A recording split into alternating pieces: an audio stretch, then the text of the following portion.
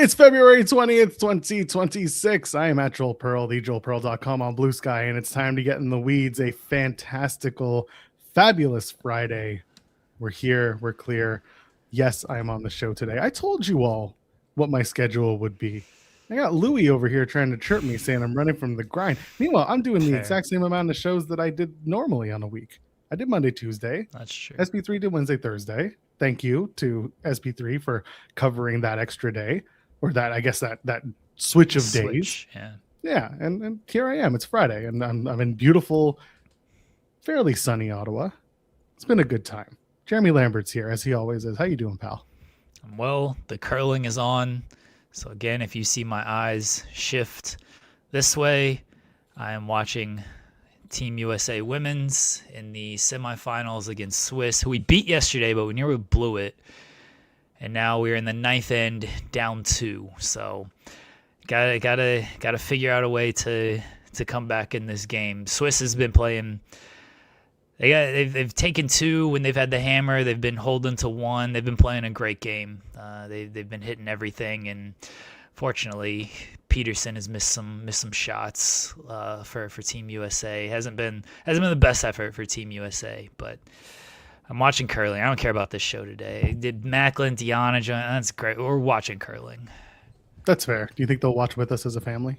I mean, I'm going to ask them if they've been watching the Olympics, and I'm going to because they're joining us at 10:30. It's very possible that they're going to be on like right as the 10th end is coming to a close, and depending on how the 10th end is set, like I could be reacting in a big way. So yeah, they're gonna just have to deal with it. It was very funny yesterday when Joe DeFalco popped on randomly. He was unscheduled. Oh yeah. I missed Joe. Yes, Joe came on. He came on. SP3 was doing NBA Club Superstar, and he was backstage. And then he saw we were talking basketball, and he's like, I don't think I'm gonna stick around for this. So he popped out, and then he popped on later when we were actually talking wrestling. And he popped on like as the game was going on in the extra ends. And shout out to J.K. Shaw. He clipped my reaction, and I'm just like. I'm locked in on the curling, and Joe's like breaking news for future stars of wrestling, and I'm over here just fully focused on the curling, man. I was zoned in on that game, so I'm gonna probably be zoned in on this one as Maclin and Deonna join us as well. I apologize in advance to Maclin and Deonna. I'm not trying to be unprofessional. Curling is on. We're looking forward to Steve and Deonna joining us. I can tell you they've got some announcements to make on the show about the show that they're doing. I'll say it now, and I'll remind everyone again when we do the interview. It's June the 6th in Rahway, New Jersey, at the Rahway Rec Center. It's Battle for the Brave. The tickets are available at t2twrestling.tixer.com. We're going to be, again, we have a little bit of news to break with them, and we're going to talk to them about the show and plenty more. That's going to be at 10:30. And it's going to be a fun interview because obviously everybody who watches our show knows that Deonna and Steve are frequent guests, and we enjoy having them and chatting with them. So this is an opportunity to kind of celebrate a new excursion that they're doing and have a nice chat about stuff that's not just the stuff that they're doing independently. This is a tag team effort for them. Ryan Lambert saying they're announcing Maclin versus Joel. They are not. I don't even know. I'd like to go. It's true. If they pay my transit hotel, maybe I'll do it. I'll get an ass kicking from Steve Maclin for that price. I did. Ryan mentioned I did watch the gold medal game yesterday. Women's gold medal game. Nope. Don't want to talk about it. Nope. I'm sorry. Grace. I wasn't even laughing at that. I was laughing at Grace. So I was going to bring up the other thing from Grace. We don't talk about women's hockey today. Did you see Grace yesterday? I did. Okay, yes. I saw he was there, so that's why. When doors opened, I texted him. I sent him a DM, and I said, "Hey, where are you?" And I got to go and hang out with him. And Lawrence was there, by the way. Nice. I guess now is the time for me to show this to everybody. Our award was delivered. Oh, why do you get it? Because I am the closest in proximity to where he lives. Lame. And he was coming in for the show. So there you go. Lawrence delivered this one to us. Yeah. Your name's first as well. That's what are we doing here? That's true. It should be Jeremy because J-E. Yeah, You come and first in the because alphabet. this is my show as well. Shut up. No, it's a collaborative effort with all three of us. My name should still be first if we're doing That's alphabetical. In any way, my name would be first, whether it's first name or last name. That My is name would also be accurate. first. That is true. I would be. It would actually. I think it would be. Would it be the same all the way around? Yeah, it Yeah. would be. Yeah. Yeah, that's hilarious. You and then Wow. me and then SP3. I love wrestling guys with their Canadian bias out here listing you first. Well, that's just how it goes. But yeah, thank you to Lawrence. He hand delivered this one, and also was able to give the awards, I think, to Speedball and to RJ City. They weren't there. Veda was there. So Veda Scott was on commentary last night for C4, and so obviously Veda is Speedball's partner. So they were, able to deliver all that to them. And the RJ City stuff is funny because for those who know about the Fightful Awards, well, there's a little bit of fun there to be had. So. Not gonna give out their gimmick, but thank you again to Lawrence. There is an acceptance video that we did shoot, and there's Lawrence right there. He's awake. You shot an acceptance video? Yeah, it's actually quite comical. I bury the award. Okay, as long as you don't bury me, I don't care if you bury the award. I'm gonna bury my teammates. Come on. Well, I buried you yesterday, so it's fine. That's fair. Wait a minute, you buried me yesterday? Yeah. Quit burying me. Stop it. It's more fun to bury you. Wait, did you bury me to Joe DeFalco? No, not to DeFalco. That's fine. No, I buried you to. The chat was being very mean to me yesterday because they didn't agree with my AEW opinions. They were calling me Bully Ray, and then they were calling me you. They were saying, oh, Joel's not here, so Jeremy has to hate on AEW. Okay, hold on. First of all, chat, good for you. Second of all, chat, screw you. Okay. What is this? Oh, SB3 and I were just arguing. We were having a discussion about the final 3 minutes of the Swerve and Omega match, and I said that I could have lived without it. It was good, it was great, but I would have been happier if Swerve had just won the match after everything. After he did the jaw and then hit the double stomp, and I said he should have hit a house call and then beat Omega off of that to add to the heat instead of make Omega look like Superman again. And so we were just having a discussion about that, and then it came into when you and I argue and I get very loud, and I said, yeah, I yell because Joel doesn't like it and it's funny to me. And then I was just like, also, like, Joel legitimately, like, you dig in on your opinions, which I respect, and I really think, like, some of the ideas you have are that you want to dig in, like the women's tag team stuff, are legitimately stupid, and so I just have to yell at you because of it. But it wasn't stupid because look at where we're at now with the women's tag team division, huh? Yeah. How wrong am I? Really? Come on. The thing is, if there's one thing that I know is that in certain circumstances, many of them, I will be right in the long run. It's true. It's true. It's fine. That's the only way I buried you. I think I just said, yeah, your opinions are legitimately stupid, and so I have to yell at you because of it. Well, stop yelling. The chat doesn't like to be yelled at. It brings them back to bad memories. I think Xeno Hour is legitimately upset that SP3 was yelling at him the other day because he was not in the chat at all yesterday. And Xeno Hour is like always here, and I haven't seen him today. So Xeno Hour, if you're listening, it's me and Joel today. We're not going to yell at you like SP3 did. Also, like, realistically, I haven't watched nearly enough wrestling to have an opinion at this point. Like, I saw the about clips. Wrestling. Curling is on. It's true. Curling is on, and then men's hockey starts at 10:40 for the Canadians. So that's all that matters. Don't screw us. Do you want to talk about the hockey was great 2 days ago. I mean, it was great yesterday too. But the men's hockey 2 days ago, like USA Sweden was fantastic, Canada and Czech was wild, fantastic, and Finland and it wasn't Germany, Finland and Switzerland, I believe. That was fantastic as well. All overtime games, all coming down to the final few seconds or final few minutes in the third period and everything. Like, just some great hockey in the Olympics so far. I hope today is good. Like, US should win. I don't want to say like handily against Slovakia, but like they should get that done today. And Canada and Finland should be really good though. And Crosby's not playing for Canada. That's a big loss. So that should be a really good game today. Yeah, I'm looking forward to it. I saw the Canada and Czech game. Canada Czech? Yeah, Canada Czech. So done. Yeah, Czech. On the train, and I was shocked that I could, because for those who know, train service on the Via Rail is not always very good. But the fact that I was able to watch the tying goal in overtime, no problem, that was helpful. So yeah, I got to watch everybody breathe a collective sigh of relief, and now today is a big one. So. I'm looking forward to the game. I'm hoping it doesn't end like the gold medal women's game. But you know what? It's been, like we talked about, trading between the U.S. and Canada for the last little bit, and the U.S. just happened to be the better team in overtime. I think for the women, there was the Canadian shorthanded goal. They said was like the first ever in a gold medal game. Really? Which is pretty wild. I didn't expect that. Yeah, it was great. That was a great game, and Hillary Knight tying it late. So I was watching the full game, and then I had to go pick up the kids at 3, because that's when they get out of school.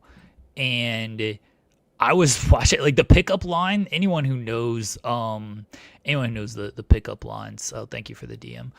Anyone who knows the pickup lines at schools know that like you just sit there forever. So I had the game on my phone as I'm just sitting in the pickup line. And so I was able to watch the game tying goal as I was just sitting in the pickup line. And then fortunately, we don't live too far away from the school. Fortunately, like I didn't realize they had an intermission between overtime and the third period. Like I know that's how it is in the playoffs and everything, but like the NHL playoffs. But it wasn't like that for the men's games, even though that was tournament. I guess it's just gold medal games. And because 3-on-3, I just didn't think there would be an intermission, because I think 3-on-3 is bullshit anyway. But there was an intermission, and I actually caught a break because of that, because while I was driving home, it was intermission, so I didn't miss any of the game. And then I'm like rushing to get into the house to catch overtime before it starts. I'm pushing the kids out of the way. I was like, get the fuck out of the way. I'm trying to watch the gold medal game, pushing them down the stairs. I'm just kidding. But, shoving them down the stairs and everything. Like, no, you gotta move. Hockey is on. And so I was able to at least catch up. I was able to catch the full overtime, which was good. But that was a great game. I still think 3-on-3 is bullshit in any situation. Like NHL regular season, fine, get the games over with, I understand. I don't like it in like these high pressure situations. Like I would kill somebody, not legitimately, maybe myself, if 3-on-3 was how they decided NHL playoff games. That would annoy, mainly because the Avs suck at it, but that would be the worst to me if 3-on-3 decided playoff games. So 3-on-3 deciding like medal games is, I thought it was lame back when Crosby scored the golden goal in like 2010, was it? I thought it was lame then. I was like, why are we doing 3-on-3? Like once you experience 5-on-5 NHL like playoff overtime, 3-on-3 is just, it's not the same. I get like casuals like dumbass Skip Bayless today, or casuals like Skip Every Bayless day. like, well, yeah. Sorry, I was reading a message that said today. I get like people like him love the 3-on-3 because it's like super exciting and there's always chances and stuff. It's like, yeah, watch the regular season. Like no actual NHL fan. I know we got some NHL fans, so maybe you guys can, you can tell me if I'm wrong or if you think differently. But I don't feel like any NHL fan would be like, if you went to playoffs, like, yeah, you know what we actually want instead of this awesome 5-on-5 period is if it ended in 3 minutes because we need to do 3-on-3. Like, I don't think anybody actually wants that. Oh, that's a terrible. Oh, is that gonna bite? Oh, it's too strong. Oh, okay, a bit. Okay, that's not. See what I've always wanted is in the overtime section of playoff hockey, because it's sudden death, right? And it can go multiple rounds.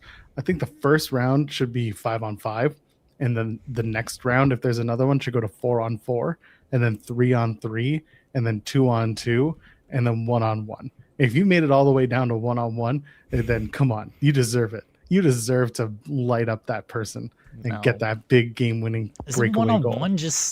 one-on-one just a shootout? Sure. No, I mean, the goalies don't count. They don't count towards the counting. Nah, I don't. There's Xeno Hour. Hi, Xeno Hour. Hope you're doing well. Nah, no, I don't want any of that. I didn't just.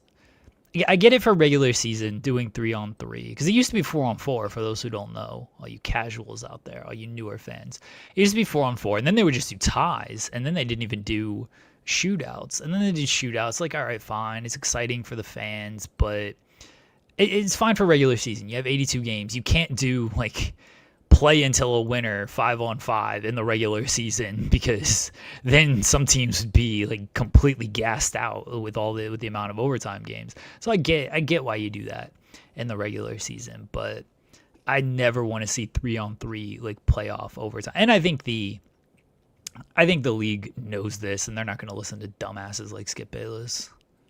I like Grays is saying, after 1-on-1 fights until the last player standing. Nay, I'm going to give you a separate option. You do goalie fight. There was the goalie fight in I guess it was the Winter Classic or the Stadium Series this year, which ruled. There's every year there's got to be a goalie fight in an outdoor game.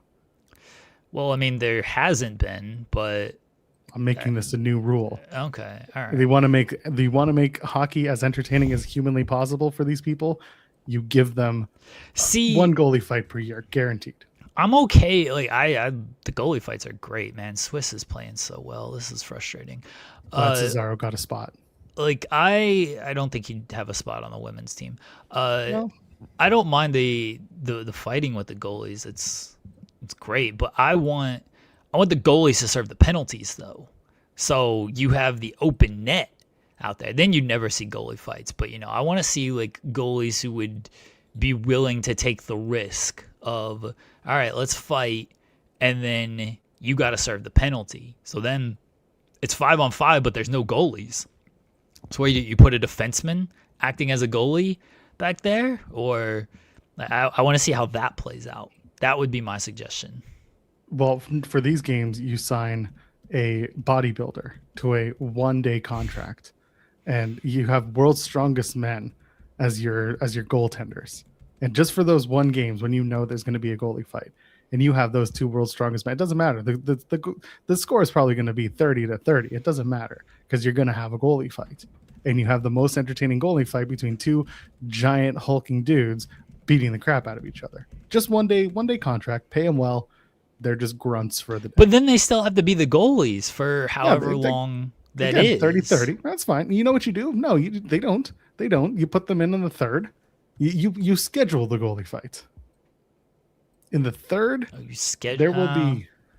It's kind of like where is it? When they switch the goalies every period. When was that? Is that Winter Classic? No, the All-Star game. Yeah, it used to be the All-Star game. They would switch out the goalies every period. So we do it like that for the Winter Classic. The score means nothing at the end of the day because there's a goalie fight. That's all they want to see. Doesn't matter whose team wins. They just want to see 2 big hulking individuals beat the snot out of each other. That's what we're working towards. No. You don't know hockey. As a Canadian, I know hockey, and that's entertaining hockey. Okay, don't tell me it's not. Hockey is about fighting, even though I don't care for it. They've cut out fighting, unless you're Tom Wilson from the Capitals. He's fighting in the friggin' Olympics. Good for him. Will he get a gold for striking, or will he get a gold for penalty minutes? I mean, he might get a gold for. All right, that's a good shot. He might end up winning a gold this year. I mean, Canada's still the favorites. I know they nearly lost to Czech, but they're still the favorites. I don't trust this USA team. Good. The way they built this team with their let's go with grit and everything, and then you got Trocheck and Miller who barely play because they're trash. Like, it's a terrible team. They're good, but I don't like them. I'm not rooting for USA. apologies to my American pride. Oh, that's kind of funny because you mentioned you don't like the fact that they're playing with grit, and I'm like, oh, that's why you don't like them, because they're too Adam Copeland coded. You don't like that they're doing That's grit. probably true too. Yeah, I think that's probably the word true. just kind of triggered you into hating them. I get it. You know what? I fully understand and I endorse it. We're 20 minutes in and our interview is going to be in a few minutes. So how about you leave a thumbs up on the video if you haven't done that yet? You gotten through this far. You may as well do it. Can I do it with one hand? No, you only get No. the subliminal thumb with one finger.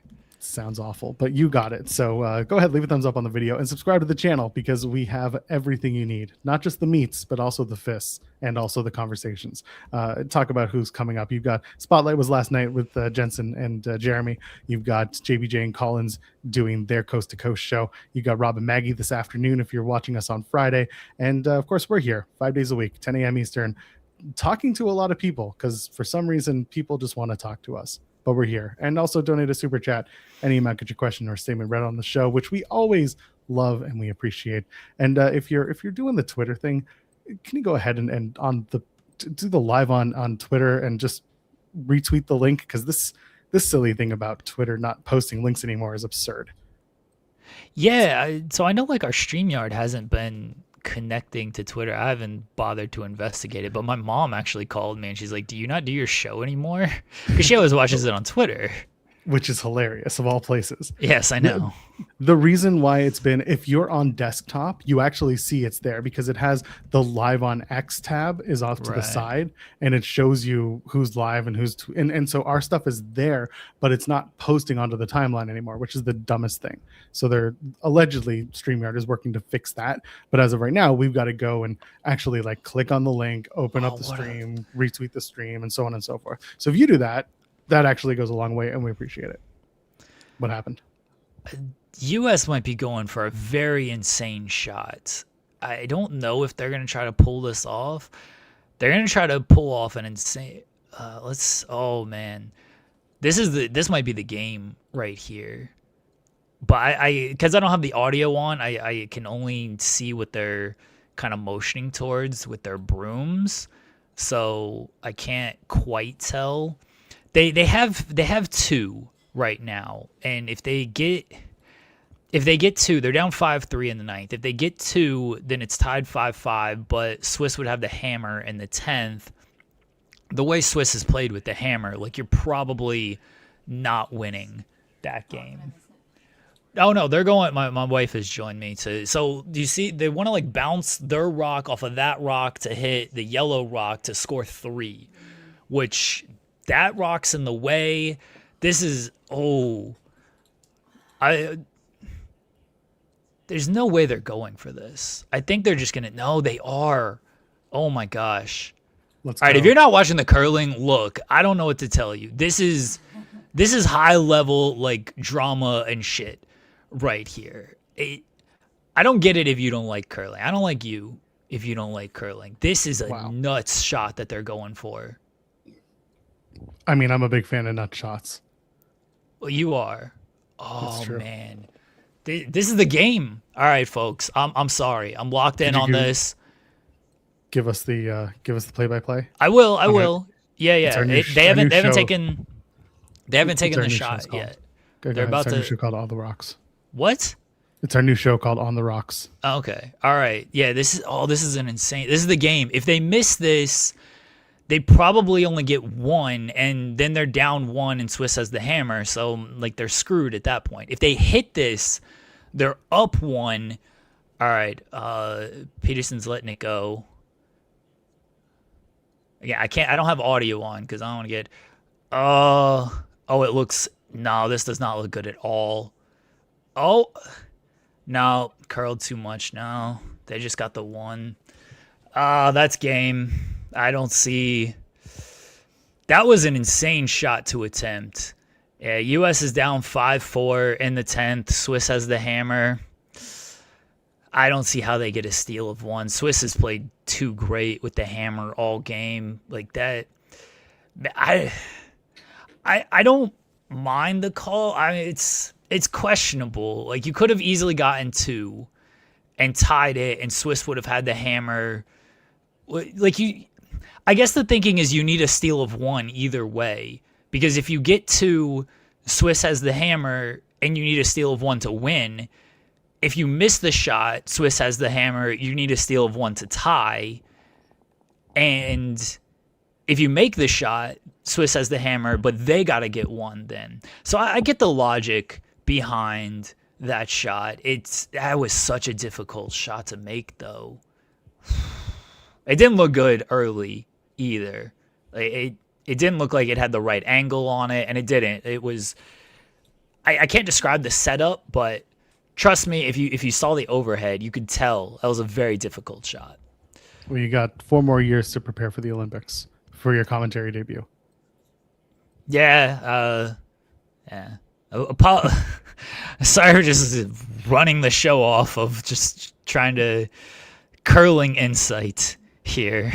That's what we're here for. We are on the rocks. We are the curling show here on Fightful Overbooked. Yeah, Scott's saying she missed bet. Yeah, it didn't look good.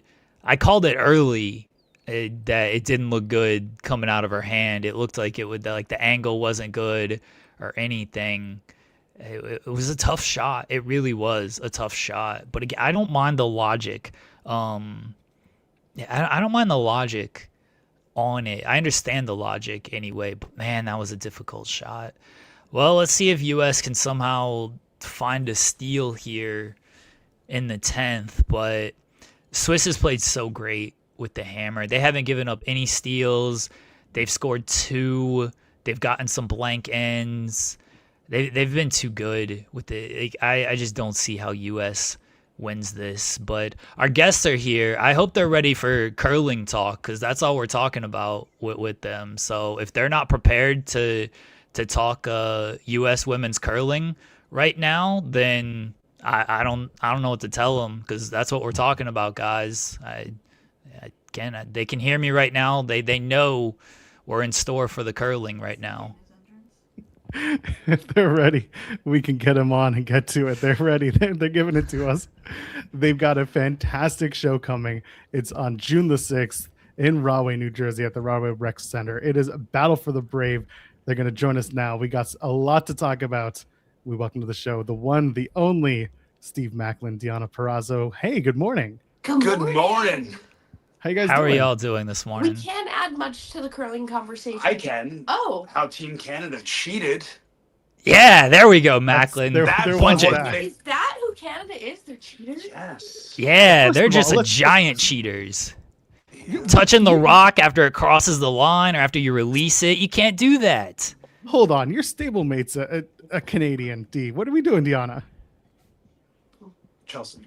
Oh, well, Well, the other. We've adopted her. we've adopted her. She's As an American delegation, we have adopted her. Yeah, she's We're American. good.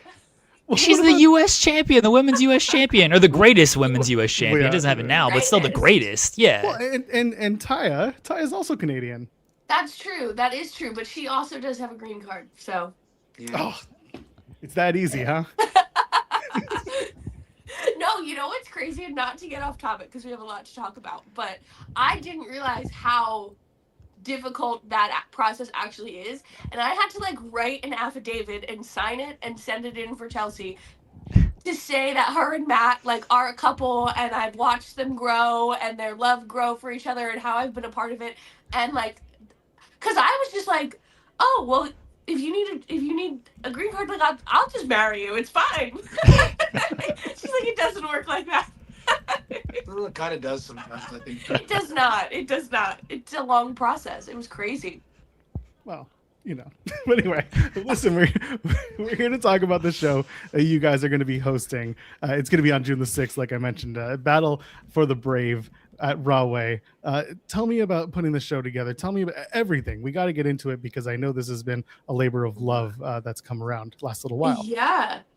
It's crazy because I keep saying it, and I don't think it's ever gonna feel real. That we are wrestling promoters. We're running a wrestling show, and honestly, it was just an idea that our friend Josh Lenton and his dad, who's on the board at Tunnel to Towers, they do a hockey event every year, and it incorporates first responder hockey teams with NHL legends, and they play a round robin tournament for a winner of the Heroes Cup.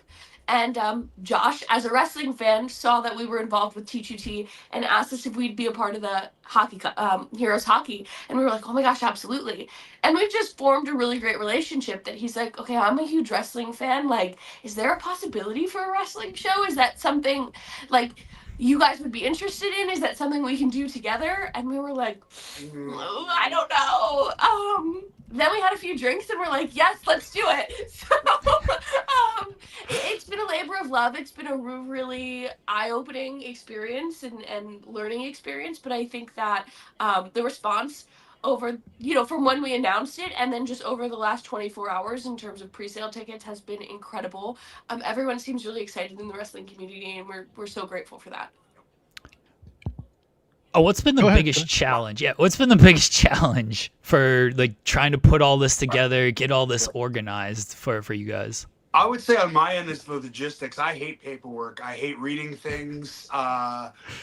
So like having to be in these loops of emails for sponsorships and then just updates constantly on what's going on with the tickets, with the actual links, which at 10 a.m. this morning, our tickets are on sale now, live to the public too as well. So it's just fun, like, to just deal with those problems. Like even there was a problem with the link this morning. Yeah. So like these are things you never think of. You think everything's going to run smoothly, and just like pro wrestling, nothing ever runs smoothly. But yeah, for me, it's the logistics side of things. And I think for you, it's what? Just kind of getting there? I think for me, it's like, hey, is this confirmed? Like, and just making sure everyone's on the same page. And obviously, wrestling changes every single day, and people are getting signed, and people are getting released. And, like, some of the talent that we had originally talked to and contacted to be on the show now is signed places and doesn't know what their schedule looks like come June and had to back out. And so just making sure that, like, are we confirmed? Are we not confirmed? Do you need a deposit? Do you not want a deposit? That kind of stuff has been, I just want to do right by everyone, because we've been wronged so many times with independent wrestling, or we've had, graphics that don't look great and that we don't want to tweet, you know what I mean? And things like that we want to make sure everything is 100% spot on, talent is taken care of, and they're proud to be a part of the show as we're proud to put it on. Yeah, as you're kind of putting it together and you're getting more people excited for the event. By the way, it's t2twrestling.tixer.com. We'll give that link again plenty of times so you can get it. But as you're kind of putting it together, and I guess you're matchmaking a little bit as well, was there an immediate, like, we got to get this person and we got to get this person? Like, what was the excitement around putting together the people you had? A lot of the show, like, we're going to have a lot of our friends, obviously, that we've met through the years and that we've worked with prior in other companies or just companies now together. But it's also, we wanted to get people that this meant a lot to, for what 9/11's impact was on that area in the Northeast, just in the world in general, but in the New York, New Jersey, on both of us. We wanted to really give back, and like, how can we showcase this as one of the better wrestling shows to be out there? So we wanted to involve talent that are out there that it has a backstory with them being in the New York, New Jersey area, or a family was affiliated with a fireman or a first responder as a police officer or paramedic. And for us, it's just really cool to just kind of match make our way. It stinks with, like how she said earlier, how some matches we had planned, and then with talent getting signed and things happening, we couldn't do that. Yeah, but I also think Josh, who I was talking about earlier, this was his brainchild, he is a huge wrestling fan. And he is like an OG Ring of Honor fan, so he had a dream list of, like, if I'm running a wrestling show, these are the people that I would love to be a part of it. And some of them were reaches, some of them don't wrestle anymore, but the Hardys were on that list, and that was like, okay, like, we think we can definitely make that happen. We have another announcement that we were like, okay, we can make those people happen as well. And I'll let Steve do the honors. Oh, we're going to do the honors. For our next talent announcement. We said we'd be here on the weeds, and we'd be announcing our next talent. So for the next talent for Battle for the Brave, a wrestling showcase for heroes, is the Nemeth brothers, Nick and Ryan Nemeth. That's awesome. Now, is Ryan going to come in and do the My Big Brother shtick, like, or is he going to try to wrestle Deonna? You know what? I'm not scheduled to wrestle. Should have Joel on the board. If he doesn't stop talking, I might have to impromptu go out there and take the microphone from him. No, we are just so happy to have them both do what the Nemeth brothers do. As soon as we brought this idea to them, they were both on board immediately. And so we're so grateful for that. We're so excited to bring this to the fans and to have them be a part of it with us. I think they should beat up Joel. I don't care which one, but I'm fine with that. Can we give a shout out to your graphics person? By the way, you mentioned it, Deanna, of having good graphics and how that's important, because I see a lot of bad retweeted graphics from wrestling. No offense to these companies and everything, but there aren't some good ones out there, and these are very clean and good graphics. You get Yeah, those thank shitty you. ones out there, and it's just we wanted to really find the proper way to like promote this, where it's not over the top USA. It's not shoving that kind. It's a charity show, obviously for first responders and military vets, but it's a wrestling show, Yeah. and we want to attract everyone. So Anthony from GPW Productions is the one that helped us out a lot. Oh, And nice. Frank and GPW Productions will be helping us with the show as well. And Anthony helped us with the graphics. Frank, he's just been running everything for us there too, so it's kind of been nice. Yeah, we're like I said, like so many people in the wrestling community were like, this is a great cause, especially New York, New Jersey area. They were affected by 9/11 and want to give back and want to help us. So the fact that, you know, we got those graphics turned around in like 24 hours because we went through a few different people that we were like, this isn't working out. We don't like this. We were very particular about what we wanted it to look like. And Anthony did such a great job. Oh, they're good Yeah, people. GPW are great. Yeah. Yeah. They're fantastic. I'm so curious. Not the far-reaching names, but who were the not gonna happen names? Maybe they're retired. Maybe they're just. I'm curious. Can you give me one or two? Yeah, he you know, obviously Homicide had just retired a few years ago, so Homicide was on that list. I'm trying to think who else. I remember. I'll have to pull up the list. Yeah, that's the one that stood out the most that I'm like, okay, no. No. He's not wrestling anymore. And then of course Josh was like, all right, well, how can we contact WWE for a certain talent we could possibly get? It's just like it's not gonna happen. Yeah, he was like, oh, amazing. Red would be great if he's available. Yeah, he, you know, Zelina Vega has a connection with 9/11. Her dad unfortunately lost his life. And he was like, that'd be great if she could be there. And it was like, oh, I just think that's a little too far out of our reach for year one. But those are definitely, if this all goes well and raises a lot of money and the foundation's happy with the product we put on, what does year 2 look like? What does year 3 look like? Some of those far reaches were like venues, you know, can we do Terminal 5 in New York City? Can we do Hammerstein Ballroom? All amazing ideas, but I am of the opinion of let's start small and show proof of concept and then grow. I'd be more than happy to do this annually. But I just want to show the foundation what a wrestling event looks like and how it could give back in their space. Deanna, you mentioned you're not wrestling on this show. Yeah. Why not? Neither of us. Neither of us As are. of now, of course, card is subject to change, right? And we are wrestlers, so we are available if something happens. Always bring your gear. But I think that I wanted to focus on the back end of things. I want to, you know, we have a few girls matches on the card that I'm really excited to announce, you know, down the road. And I want to focus on giving them the spotlight, making sure that they have what they need, helping them produce really great matches for this event. And so I'm going to take that backstage role and take the logistic role as opposed to putting on my wrestling boots. I'm gonna make a joke elsewhere on this. But why don't you defend the peer title? Because we don't ever see you defend. My joke was gonna be, is Tony Khan actually booking this show and you're not wrestling? But This is the only event that it's my choice not to wrestle. Everywhere else is not my choice. I think Tony's never joining us after that. I think it's just a pet peeve where, like we talked about, like we've been on so many different independent shows, and it's like for us, it's like you don't want to be the booker on your own show. Yeah. And that's how I felt going into it. And even Josh was like, "You're not going to wrestle." I was like, "I don't plan to, but if God forbid something happens, card subject to change, and I have to step in, I will." But for me, I want to be behind the scenes as well. I want to make sure everything's running properly, and just I want to make sure this show is just one of the better shows out there that people remember. So I'm wondering, you're talking about measuring success and showing success to you guys going into this first iteration of the event. What does success look like to you as we're kind of thinking about it coming up? I think first and foremost, obviously, this is a charity show. It benefits Tunnel to Towers. No one is making any money. All of the money that this event brings in is going back to our first responders. T2T pays for the mortgages of fallen first responders. They build smart homes for handicapped handicap accessible smart homes for catastrophically injured veterans and Gold Star families. And so no one is making money. The measure of success, I think, first and foremost, is how much can we give back, and how much can we make sure that those families are taken care of. And how much like the foundations just notice more. Like it's social media and with the buzz, and even Josh hitting us up yesterday just telling us like the amount of buzz that he's getting on his social media with T2T and everything for just a wrestling show. It brings so many different eyes and awareness to it as well. Yeah, this is a whole new community for Tunnel to Towers to tap into. So I think the response already has proven to be a success.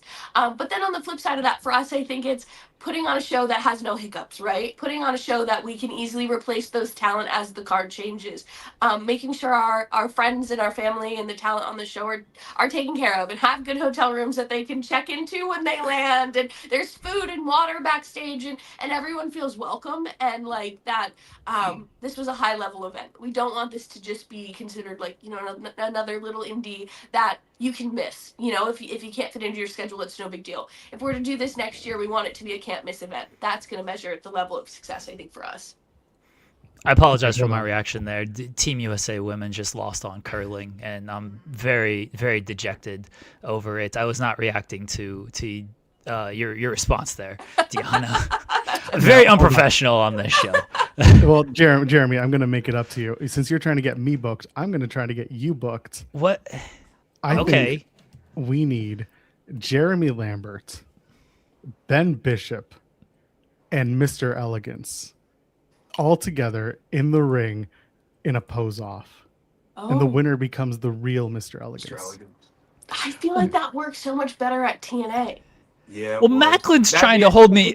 This is why you got fired, by the way, because you tried to hold me down in TNA, and you tried to say like I don't deserve to be Mr. Elegant. You're making fun. You didn't know I had cardio. You didn't know I can plank for like 10 minutes. Like I know I don't have like muscles, but like you I lose can on blue screen background alone just because of the Fast and Furious.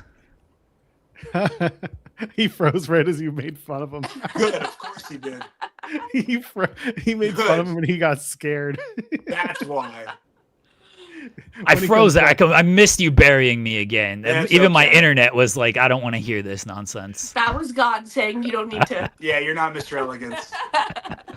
Did you see my submission video? Yes, I did. It was entertaining, but it's worse than a Tough Enough submission I video. need to go rewatch, and I need to find and rewatch this video. I mean, I don't want to take up your time and play it on this show, but I don't waste the airtime. Yes, I'm not going to. Don't worry.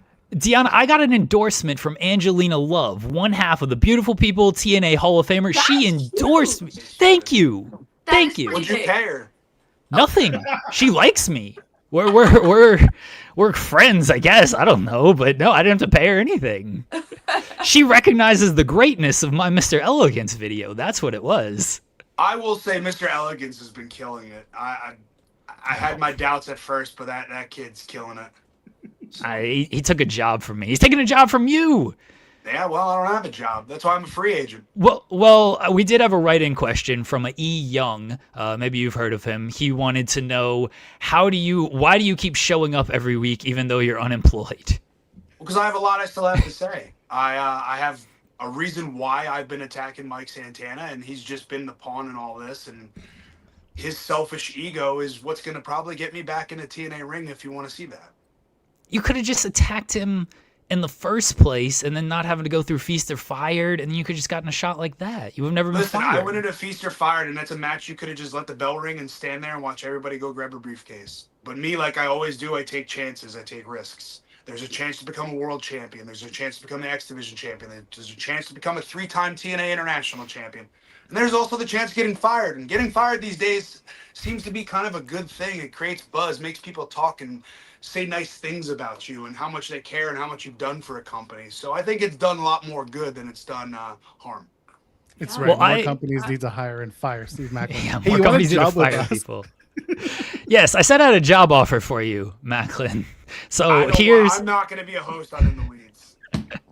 Well, it's not this it's the weekend show. Listen to my offer before you. Ratings. Who watches a weekend show? Well, you're supposed to be the ratings draw here. You get paid in experience, exposure, and super chats. I don't know how you turned that down, honestly. This is why I turned you down as Mr. Elegance.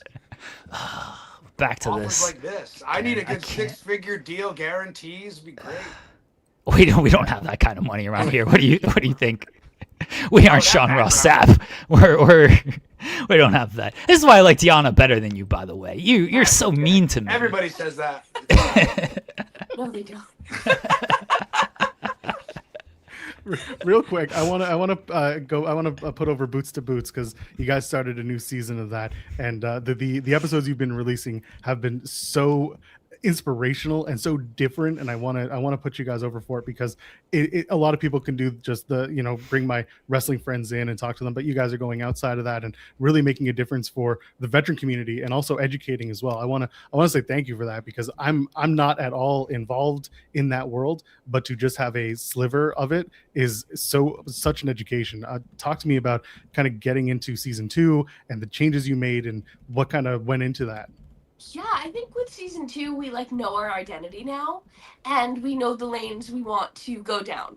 And I think that, just looking at what we've done in season 2, talking to Madison Rayne, it was perfect timing with her in-ring retirement, but also motherhood and talking about that journey from a woman's standpoint in professional wrestling was something I wanted to do from the beginning of the podcast and just never got to in season 1.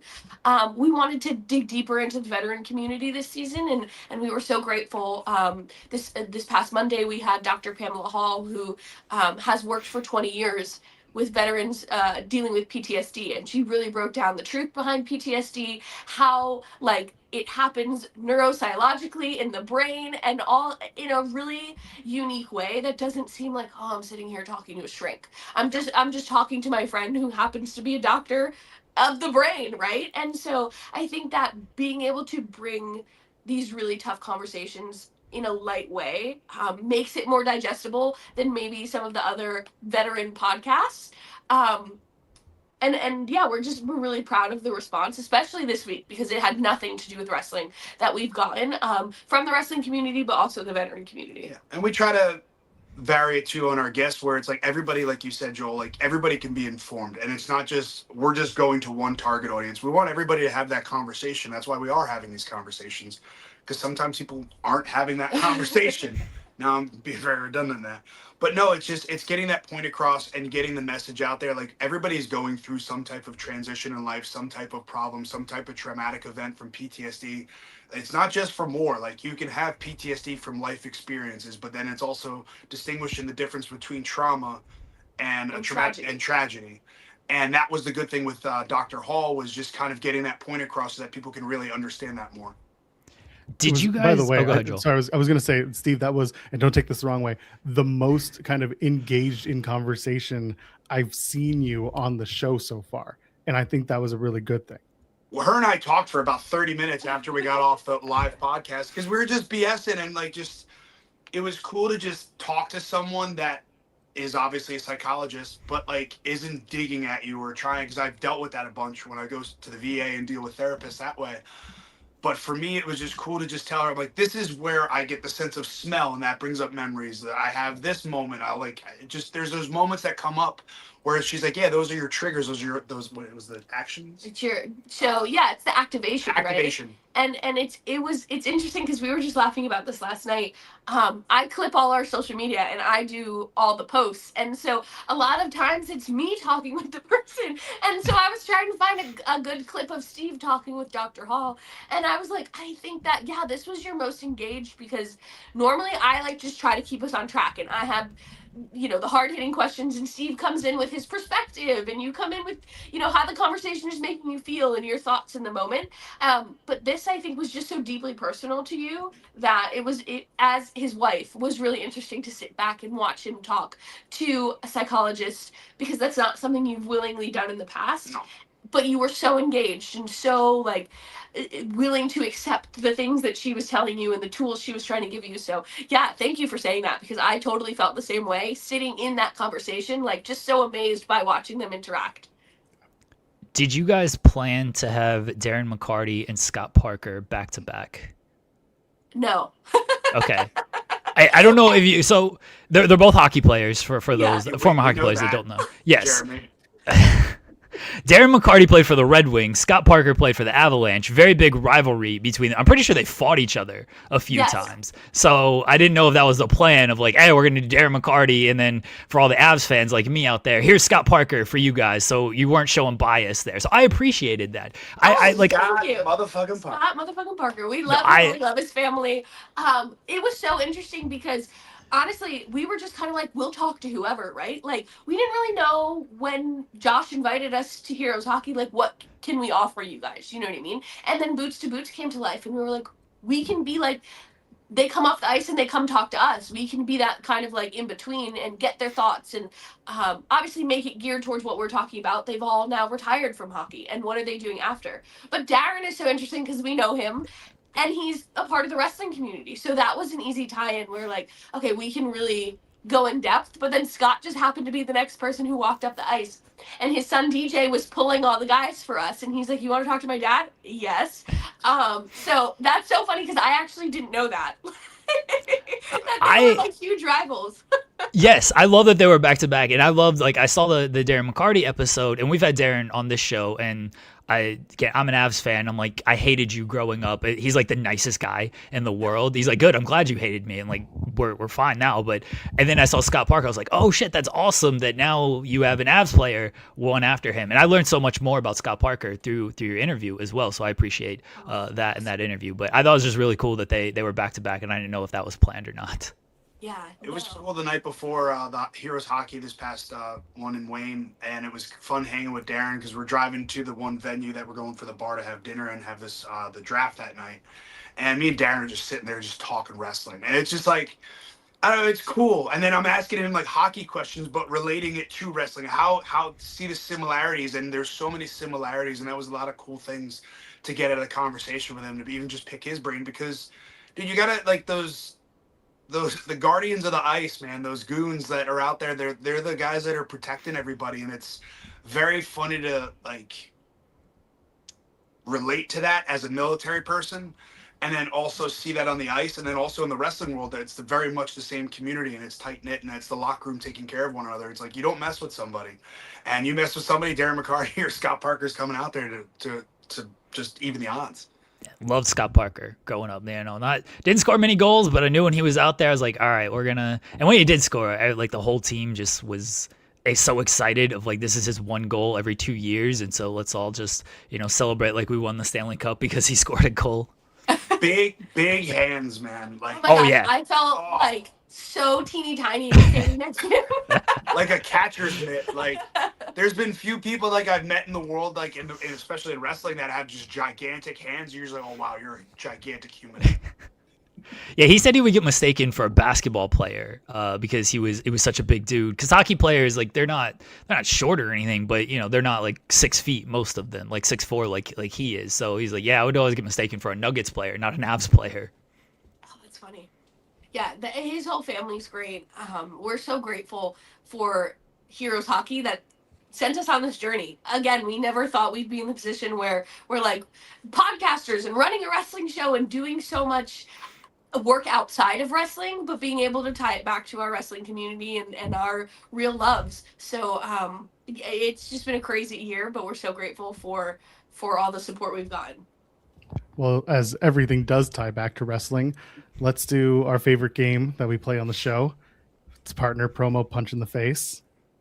And this time, we're doing couples. Are you ready? Ooh, okay. All right. You guys know the game of the game, right? You pick Yes. one team that you want to partner with and have a tag team match. Well, I guess it'll be 2-on-2. Which one? Oh my God, it'd be an 8-man at that point. Anyway, see, 8-man? How would it be 8? It's 2-on-2. It's a regular tag team. If we match. teamed up No, with because a couple, you punch them. You team up with a couple, then it becomes an 8-man or an 8-person. Oh, okay. Oh, I was just thinking. Okay, I guess. And then, Mr. Elegance over here. Math ain't math, and it's okay. I And failed Tell me math. how to do math. I Promo in failed the math. ring. I'm sorry. That's right. Promo in the ring and punch each other in the face. You do the tag match. All right, are you ready? Here we go. Josh Matthews, Madison Rain, Matt Cardona, Chelsea Green, John Morrison, Taya Valkyrie. Partner, promo, punch in the face. Ooh, partner promo. I think a promo with Johnny and Taya. Yeah, that'd be a lot of fun. I think that'd be fun. Oh gosh, now my two best friends have to be partner punch in in the face. Pick Oh, wisely. okay. I think partner with Chelsea Matt. and Matt only because I am so jealous of the whole Secret Hervis gimmick. I feel like I am just sad that I didn't come up with it for myself because obviously with my history background it would have been perfect. And I guess we're just. And I feel like we could add so much to it. Like, well, honestly, I'm like the unelected VP anyway. I like to call myself that. But I feel like Steve being in the military is just perfect, right? Secretary of Defense. Yes. So I feel like it has to be Matt and Chelsea, and then I mean, Josh. we're punching Josh has a Josh. punchable face. Josh has a punchable face, and Madison Rain, like when she's Madison Rain, is pretty punchable, and so.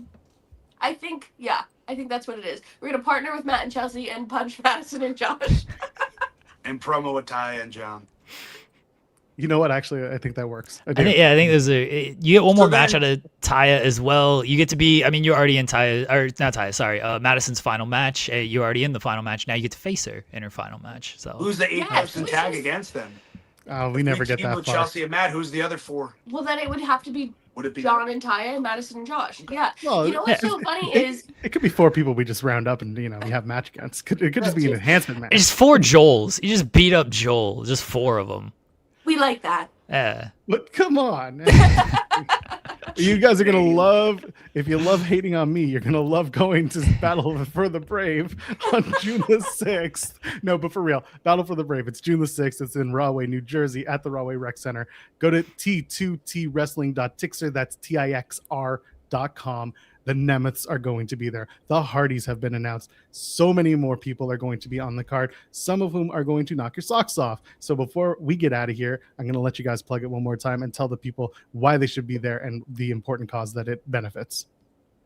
Yeah, well, this is all benefiting Tunnel to Towers. So we're benefiting our first responders, our Gold Star families, our catastrophically injured combat veterans. Everyone who knows Steve and I know how close to our heart that is, and we are so proud to put on a first of its kind event like Battle for the Brave. And we just hope that if this is close to your heart, if you care about Steve and I and the things we care about, you'll come join us for an incredible show on June 6th. Stay tuned for more announcements. Follow us on social medias at Steve Maclin And at Deonna Purrazzo. and at Wrestling T2T. Wrestling T2T. We'll be blasting off all of that information on our socials so that everyone has it for you. Steve Maclin, Deonna Purrazzo, thank you so much, guys. I really do appreciate time and coming to chat with us this morning. Yeah, thank you guys so much. We Thank you guys as appreciate always. Thank you guys as always. Good luck finding a job, Steve. Fingers Fingers crossed, man. God. The road is hard, but I believe in you. The offer will always stand. Experience, exposure, I super like the chats. job, so could I? No, I'm kidding. Yeah, I would like to see you wrestle more. That would be nice. The pure title on the show. No, I know, no. Thank you guys. We're gonna get off before. Yeah. I'll see y'all later. Bye. Thank you guys. Take care, guys. We will find a way to get them in trouble one way or the other when they That's join true. us. The amazing Deonna Purrazzo and Steve Maclin. I'm so happy that they're doing this show, and I'm proud of the work that they do, and I hope they are too. So looking forward to it. I didn't want to tell them, but I do know a couple of the names that are also TBD on the show, to be announced, I should say, and y'all are going to be very excited for some of those names. So keep your eyes open. It's going to be a lot of fun, and we'll be promoting it along the way. I see Kate's in the chat saying she's going to be there, which is great. And someone else in the chat earlier said that they had just bought their tickets as well. So shout out to y'all. I hope if you're in that area, if you're around Rahway or the surrounding areas, you can make the trip. I would like to. I don't know if I will, but if I can, it would be great. But I always want to support the people that support us and have a great relationship with. So again, thanks to Steve and to Deonna for joining us this morning. Let me know if you're going, Joel. And if you are going, I will Pick me up on the way. Thank you. I will make arrangements to go. I might, depending on my schedule, I'll see if I can make it work regardless. I just don't want to stay in New Jersey. So it's just going to be a long drive. And I got to again figure out what I have going on as well. But if you are going, I will definitely, I'll make more of an effort so both of us can be there and be supportive. We should have played We should have played the Master P video for them. I That one's at know. least short. The Mr. They'll get Elegance it in that video. I do appreciate Louis because I did ask. I said, just send a super chat to see if we could play it because I don't want to be like, yeah, let's play it for you and take up time. But if you guys send a super chat, maybe we'll play it. I still didn't want to do it. We should have played the Master P video though. That was at least short and be like, do you see? Why? Of course you want to punch this man in the face. I get it. Well, I'm gonna actually send the Mr. Elegance video to Deonna after this. Oh, I'll send it to her because I was about to her? message her. Yeah, I was about to Okay, message good. her. Yeah. Yeah, because I really want them to show it around the people at work and see what they say. Oh my gosh. I want people to recognize you for that video. The one on YouTube has the Angelina endorsement on it, right? Triple check. I'm pretty sure it does. Okay. But if it doesn't, then I sent you the other one. You sent it where? Socials? Oh god, that was a long time ago. No, I think I sent you a drive link. Oh yeah. Unless I deleted it since then, because why can't I find it on YouTube? Oh, I think it's it might be hidden. Still? I don't know why. Oh, I thought we posted it. I don't know what we do anymore. I'm just a guy. Fair. I'm gonna go into our studio link real quick and make sure not this studio, our YouTube studio. I'm looking on our production meetings as we do. Yeah, that's what we do. Yeah. You can search, can't you? Oh yeah, I found it. Oh, okay, Yeah, it's unlisted. I don't know why. Yeah, the one is the Angelina Love endorsement is on the YouTube Is one. there? Okay. I don't know why I got unlisted though. I should have. There was a reason we unlisted it, and I think it was just because we were sharing it for the time being on socials. Oh, we should have posted it. Yeah, that's fine. We can still put it out there. Yeah, let's just post it. I don't know, this weekend or something. Yeah, we'll get there. All right. I got a lot of stuff to do. Unktonk, by the way, adding a super chat saying, "Here we go, boys. We're Canada up here. My suggestion for OT 5 versus 5, 4 through 6, and then 4v4 until there's a goal. How about 5-on-5, and then 4-on-4, and then 3-on-3, and then 2-on-2, and then goalie fights? How about you just, scrap all of it. Goalie fights right away. OT should be just an octagon gets set up. The goalies come in and just go for it. That's it. It's 0-0 right now between Canada and Finland. Good. Yeah. Can't believe they got the Canada cheated line in on me. It was very frustrating. I mean, it is. It was very funny though. Yeah. But who quote tweeted it? Angelina. No, she was. Oh, she might have quote tweeted it as well, but she also, there's the end of the video where she actually, is there endorsing me. I know Heather by Elegance had also endorsed you because you had the abs gear on. Yeah, all of the Elegances except for Ash endorsed me. Did M do it too? Good for her. Yeah. I like Maggie. Okay. Yeah. I'm glad. And of course Eisman endorsed it because it's something to involve his stable. Oh man. Anyway, so I went to C4 last night for the Bring It On show, the all women's card, and a fantastic show. I have to say, it'll be available fully edited on Tuesday on IWTV. So if you subscribe to that to the service, you're gonna want to check it out on Tuesday. The event was incredibly well attended. They had it at a theater on one of the college campuses here in Ottawa, Canada, and there was just a great vibe. And everyone worked their ass off. I was able to chat with, I was able to interact with everyone who was on the card, and whether it's a hello, how are you, or just doing an interview, and got a lot of really good stuff. I'm excited to put out soon. I got to sit with Billy Starks, of course. Just immediately it was just like, yeah, let's do it, because her and I, obviously we've been on this show together, but this was our first time doing something one-on-one and in person. So we got to bury Sean a little bit because he went to Billy's Girl Fight Wrestling show and didn't do anything at the show. So we buried that. He didn't do any work. He just bought a ticket and went as a fan, but also the appreciation with that. It's a great chat about that. You know what, at the end of the conversation, Jeremy, we have a new we have a new plan. We talked about the Blake Christian Lovin' On Me music licensing. We have a new, we're not pivoting, but we have an addition. Because we introduced the Aliens Exist. Now we gotta, and she used it last night because she uses it still in the indies. Right. So, when we had her on like 2 years ago at We that talked point. about it Like, then. yeah, we talked about it. So yeah, we've been pushing for that one. Not as hard as the Blake Christian stuff, because I got behind the Blake Christian stuff more. But yeah, we've always been bringing that up. We can start pushing that a little bit more. They didn't Tom already say like he would have been cool with it? Hey, if he did, it's just another thing for me to ask Tony. Yeah. You got to ask Tony in Vancouver about That's- that.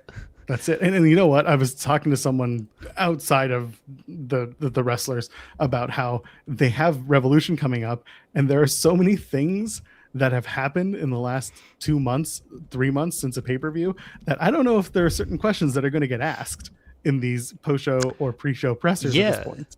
Well, that's always been the thing with these press conferences, is like something will happen like today, but by the time the press conference rolls around, it's not like news anymore, and there's just more pertinent things to ask, or what people think are pertinent things to ask, and so you just like forget about it, and then you have to ask where Britt Baker is or where Chris Jericho is. Well, nobody cares.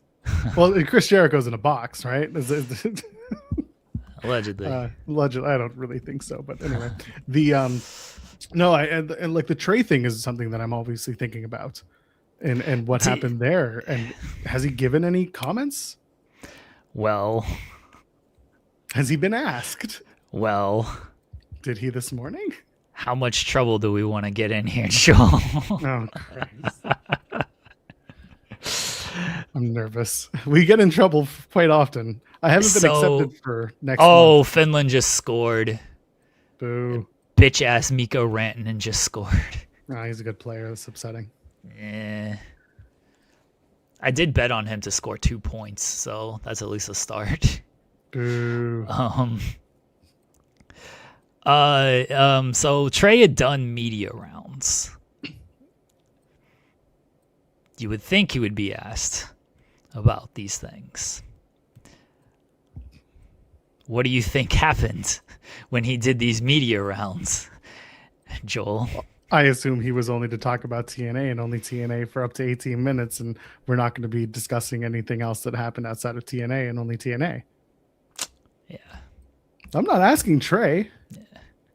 No, I know you're asking Tony. But you did ask, like, had Trey commented, and that's Oh what no, saying. I'm aware that I do not expect Trey to comment on it, because unless he's doing something completely outside of his current bubble, I don't. And it's not a knock at Trey. I think he's in an unenviable position right now, because while I'm sure he would love to talk about it, he is not in a position to be able to, or he is choosing not to. Regardless, it's not on him. I think honestly, I'm more interested in Tony's reaction to it. And I know there's a very good possibility that he has a rehearsed answer, and that's completely okay. Again, it's up to him to have the training and have the and just have the answer prepped. That's fine.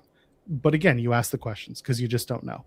And I don't put it on Tony because he hasn't done a ton of media going into Revolution. Like, I know did he do anything at Grand Slam? I know the wrestlers did. I don't know. I think he did one. I feel like I read something. Yeah. In the last little while. But yeah. Anyway, there's always a couple of those. And I know that coming into Revolution, there's a possibility that the WBD conversation dominates again, the 10% ownership stake, all that. And I'm sure that because it's topical, it will be brought up by at least one person.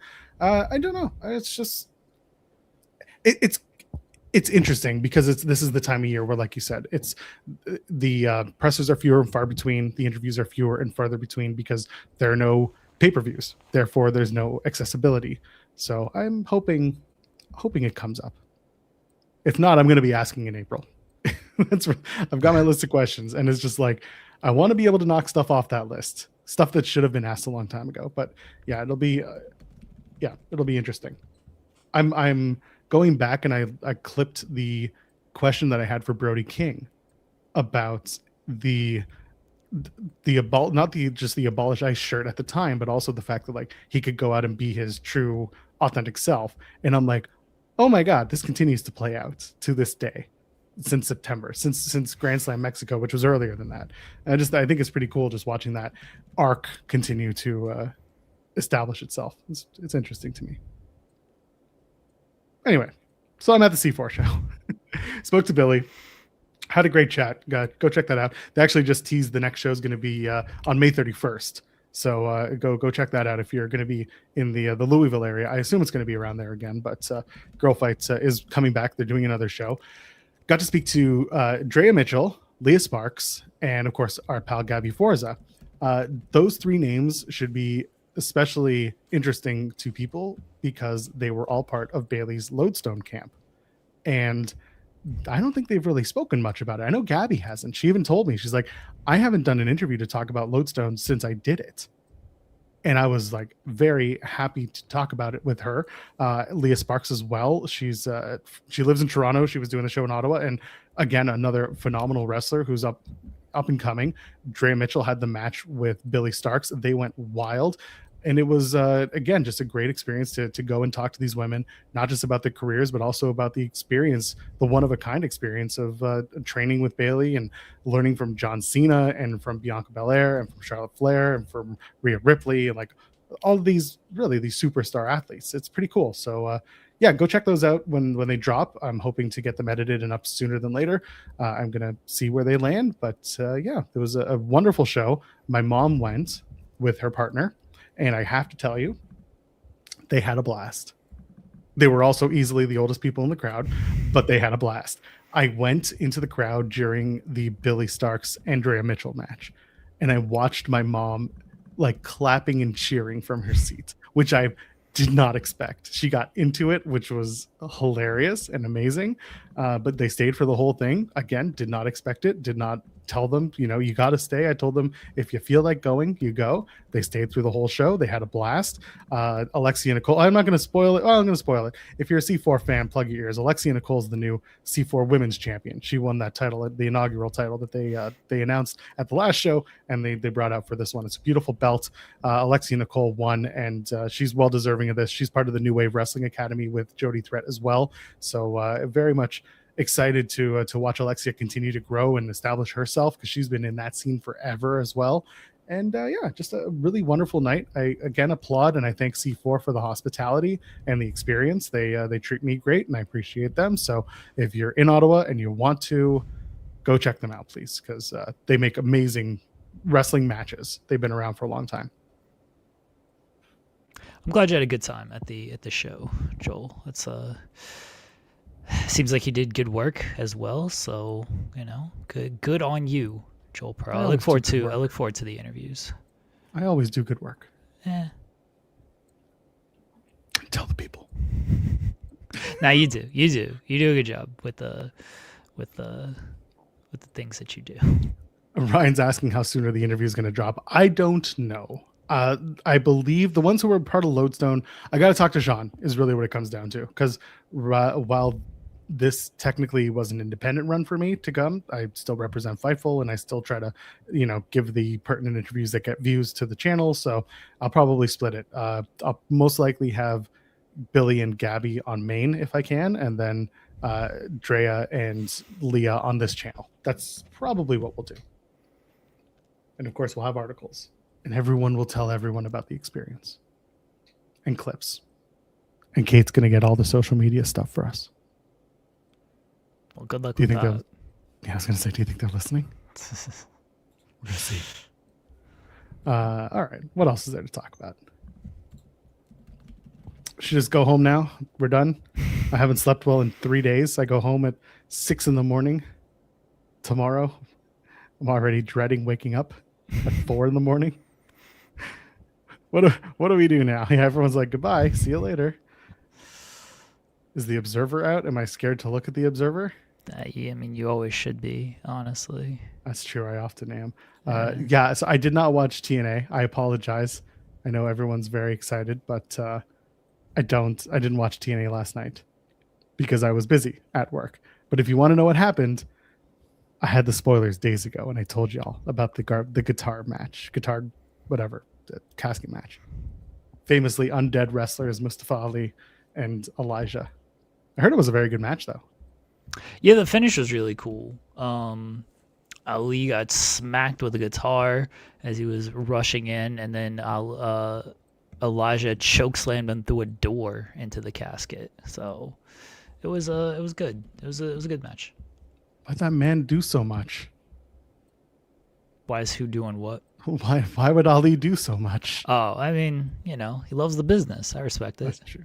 The flying guitar shot I saw, the one spot where Ali got waffled by Elijah coming out of the corner. Yeah. They just hit That him was right just in the before the face. finish. Yeah. Shit was wild. Yeah. Listen, man, Elijah turning up the heat and doing some angry acting. It's good stuff. I love it. So I'm gonna go back and watch it, and I'm sure it was hokey as hell, but I'm sure that both men had a good time putting together the match. And I'll go back and watch TNA. I'm gonna see the people I like. Did Maclin show up? Of course he did, right? Yeah, he was outside. He was talking to Hannafin, and he has a meeting with TNA management next week. And Did he punch Hannafin yet? no, that's next week. Ah, shit. I'm sorry. Spoilers. He punches his best friend. You can't spend that much time putting up for your best friend without punching him in the face. That's like Jeremy and next I. week. Fair. Yeah, if true. Jeremy shows up, like 2 days later, I'm probably gonna punch him in the face. True. Some people wait a week. I just go immediately. That's just how it works. Anything else stand out from TNA? Because I didn't watch it. Jody Threat was working twice in a night, right? No, she only faced Tessa in one match. Yeah, and then I watched her with Ali Catch take on Casey Oh, Diamond okay. and Gotcha. Kingsley. Okay. But yeah. Yeah, I heard the Tessa match was a DQ. Good for them. Yeah. Elena Black and Mara Sade cut promos. That is such an interesting pairing. I don't know who. I mean, I assume they're going to put more on Elena Black, but like Mara is growing, which is great. Like growing as a competitor. I don't know what the expectation is with Elena Black. I just don't. Yeah. I mean, there's room for improvement there. Well, there is for most TNA wrestlers. Yeah.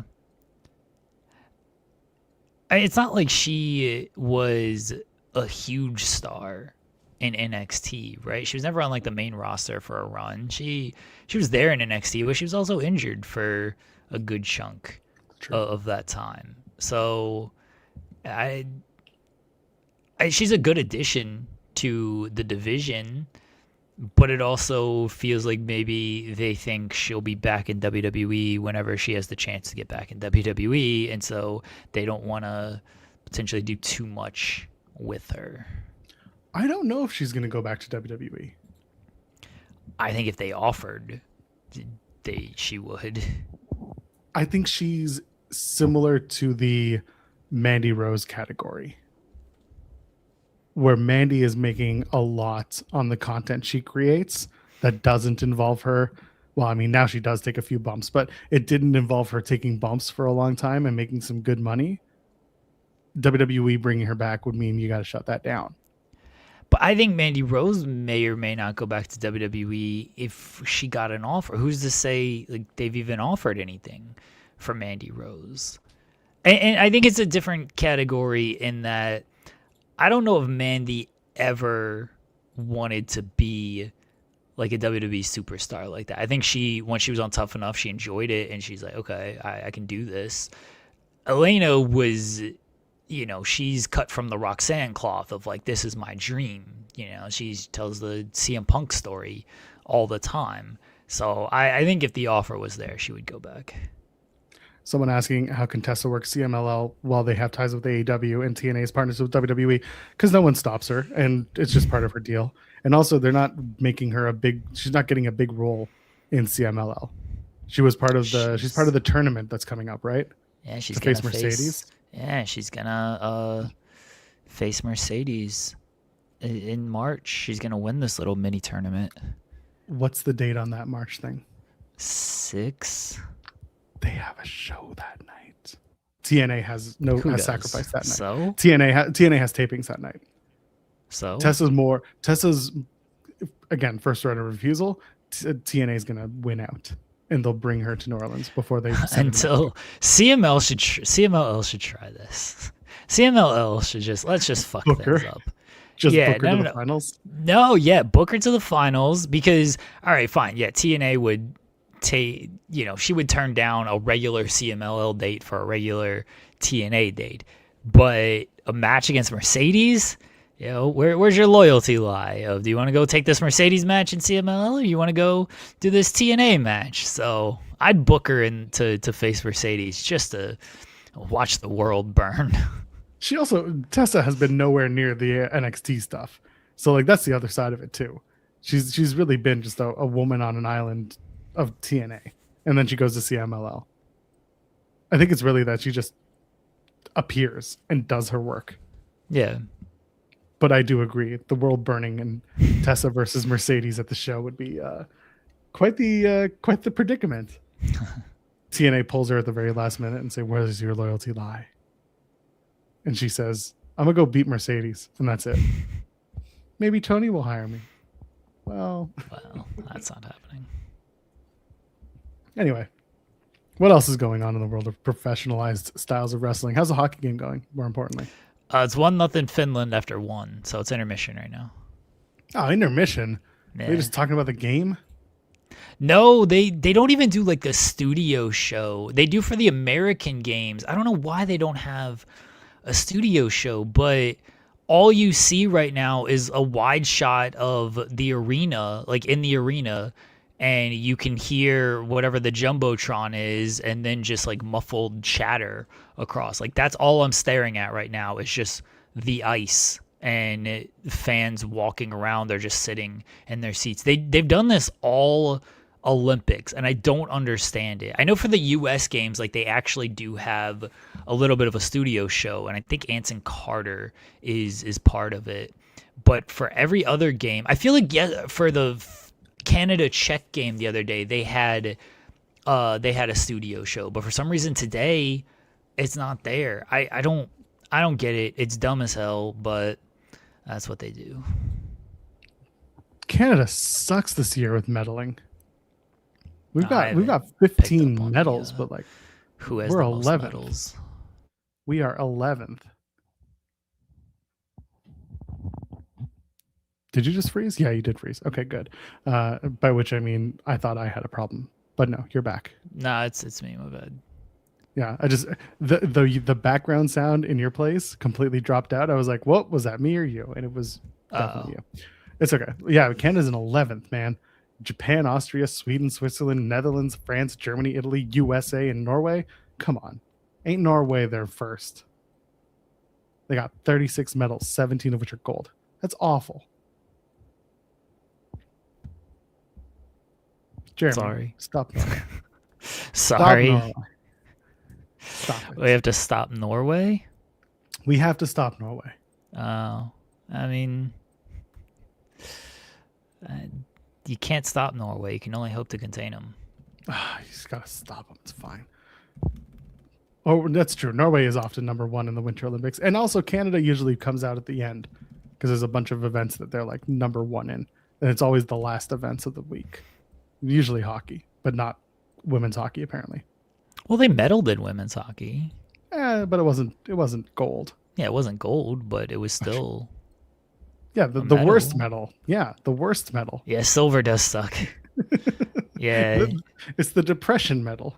Yeah, I mean, I thought of that again yesterday watching the game, and you see the overtime winner, and then I don't know why. I'm watching the Peacock feed, which I assume is the USA Network feed, because I'm pretty sure the game is on USA Network. Probably.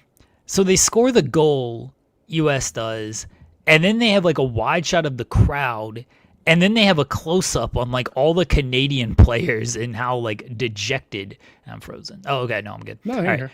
They have a wide shot, or they have like a close-up of all the like dejected Canadian players. I was like, can we not like see the US team celebrate here? That's kind of more important than all of your dejected Canadian fans. But I thought the same thing of like, you guys are technically the second best team in the world. Like it's good, but it just doesn't feel that way because like you're not the first best, and so they're all just like sad that they lost the gold medal game, and it's like, oh man, this sucks for you guys. That was a very funny tweet. Team Canada tweeting like silver shines just as bright, and it's like, well, it doesn't. But I saw there was like 1,000 comments on that. I assume they were just getting cooked in the comments for that tweet. Good. Oh man, are you going to be watching? Is House of Glory live tonight on? Yeah, House of Glory. I think it's at 7 tonight. That's going to be the big Zilla Fatu and MJF match. You know how that should end? Zilla going into business for himself and winning the title. Should be MJF introducing Brett Lauderdale as the referee. That would be good. That'd be funny. Very deep cut for those who pay attention. Yeah. Oh man, that should be a fun match. Listen, MJF should just kick Zilla in the dick and win the match. That's how you do it. That's easy peasy, right? What if Lauderdale's the referee, but Zilla and Lauderdale are working together the entire time? Oh, and it's a big swerve. Yeah. Yeah, and then at the end, as they're running out, and whoever does the microphone, wait, Zilla, what happened? How did this come about? And then he got Brett Lauderdale being like, "You'll find out this Saturday at GCW," and then you got to watch on Triller as well. This is a big Triller. This is their boon. This is their big period. They're gonna boom and save the company on this gimmick alone. It would be We're gonna save them. It would be something. Like, I don't think Zilla's like gonna go into business for himself or whatever, but it's very funny that people are like, well, if anyone's gonna do it, Zilla seems to be a guy who might do it here. So I'd love to see it. Who else is on that card? It's gonna be a busy show actually. Yeah, Private Party's on the card. Bowens and Caster are on it. Andrade's on it. Didn't they give you shit for calling them Private Party or for calling them the Acclaimed? Andrew wrote the article, so it's technically him because they don't read bylines. No, but House of Glory promoted them as the Acclaimed. So that's true. It says right here in action, Acclaimed. Yeah, so blame House of Glory. Andrade's on the card, I'm pretty sure. So yeah, he's got Charles Mason for the world title. Yeah. Andrade's gonna win the Hog title. He might. It's very possible. So yeah, it's a good card. Andrade and Mercedes are gonna be walking around with all the titles. They're gonna be the king and queen of the indies. Andrade was looking like a driver on Wednesday. I don't even know how to describe it. Like, well, he's driving now. Well, I guess so. How did that work out? Like a newspaper delivery driver from like the 1960s is what Andrade was looking like. It's because he's got the knuckle gloves, right? Yeah, it's a good look for him. Like the man can pull it off. I'm not knocking him at all. Like he's got the, as the kids say, aura to pull it off. Oh, it's the hat and the tie. Peaky Blinders. Yeah, that's a good shout, Louis. Yeah, he's gonna start walking around thinking he's a droogie next. He's gonna pretend he's in Clockwork Orange. Oh yeah, and then Chris Jericho's gonna come out and be like, "No, I'm the Painmaker," and that's how we get to Andrade versus Chris Jericho.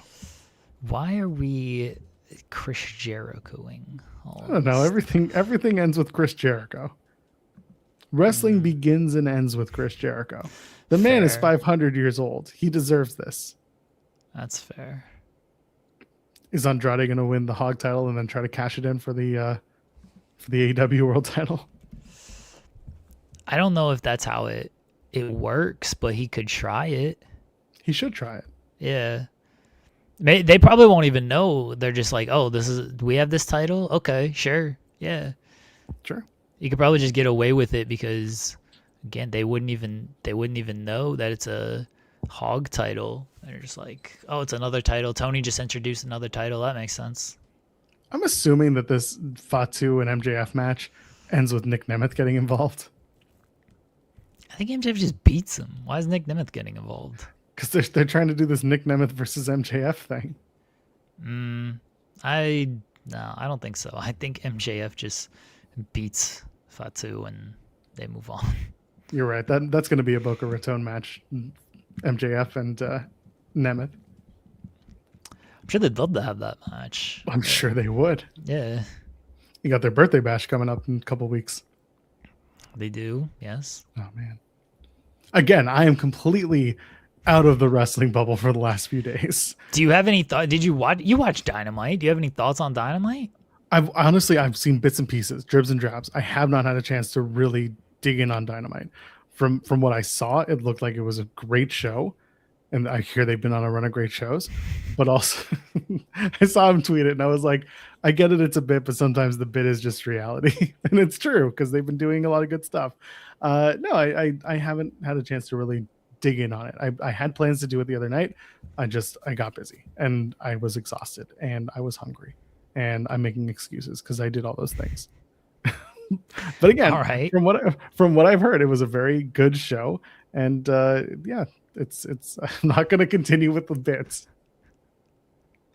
Okay. Well, if you don't have anything to talk about, I'm not sure. You know, if you're out on the wrestling, I've covered all of the wrestling. All right, let's rehash it. Bad Bunny at WrestleMania. Is it happening? Are we going to? Yeah, you were like, "What's the thumbnail for today?" I was like, nothing happened yesterday. Like, it was a pretty dry day, all things considered, and like the Bad Bunny WrestleMania conversation was kind of the biggest thing, but we just did that last week after the Super Bowl. Now I guess the talk is maybe a tag team match or just like an appearance at WrestleMania. I'm sure WWE wants all of this stuff. I don't think a Logan Paul Bad Bunny match is ever happening. I'm putting that out there. A tag team match might. That's at least feasible. I don't think a singles match is ever happening between those two. Do they want them at WrestleMania? I'm sure they do. They want everybody at WrestleMania. I'm sure they would love, especially with the ticket sales, I'm sure they would love to say, hey, Bad Bunny's going to appear at WrestleMania, and I'm sure they'd move some good amount of tickets for that as well. But I don't know if it's going to happen. I don't expect him to wrestle either because he's got a tour coming up. I don't think he's going to risk like suffering any type of injury before this big tour. Yeah, I get it. And that's why you can have him do an appearance instead. He's actually the masked man. That would be funny if he's the masked man. That's how they set up Logan and Bad Bunny. Who, I guess Bad Bunny's probably teaming with Priest, right? Against Logan in theory. Yeah. Not much there. That's the thing is like, do you put him in a match or do you have him do an appearance? He's not going to perform, but you can walk someone to the ring and, cut a promo. I don't know. Well, they would want him in a match, obviously. But I don't think he's going to do that. Yeah, they're not going to have him like perform. He just accompanies Ray to the ring. Like I could see that being a possibility. I'm still curious about what Gunther is doing at Mania at this point. He should retire Bad Bunny.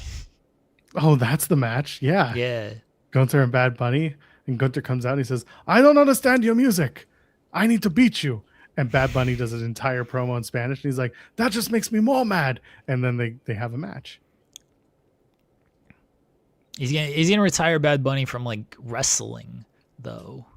That's fine. Like, yeah, Bad Bunny can't wrestle anymore. What if he retired him from music and then he had to be a full-time wrestler? What if Gunther retires him from music and then says, "I get your music contract," and then Gunther becomes Bad Bunny? Oh, could you imagine Gunther performing? Yeah, some Bad Bunny songs. He's got to do the Bad Bunny songs, and then the next Bad Bunny album is entirely in Austrian and German. Does Gunther have rhythm? Who cares? Pro Tools will handle that. You can edit the shit out of that. I guess so. I don't know if Gunther can pull that off. Bad Bunny special guest referee for El Grande versus El Grande. But there's no reason for that. He has no connection to the El Grandes. If anything, he should might. punch both of them for having them use AI. Yeah, he might. Uh-oh. Oh, Finland's up 2-0, shorthanded goal.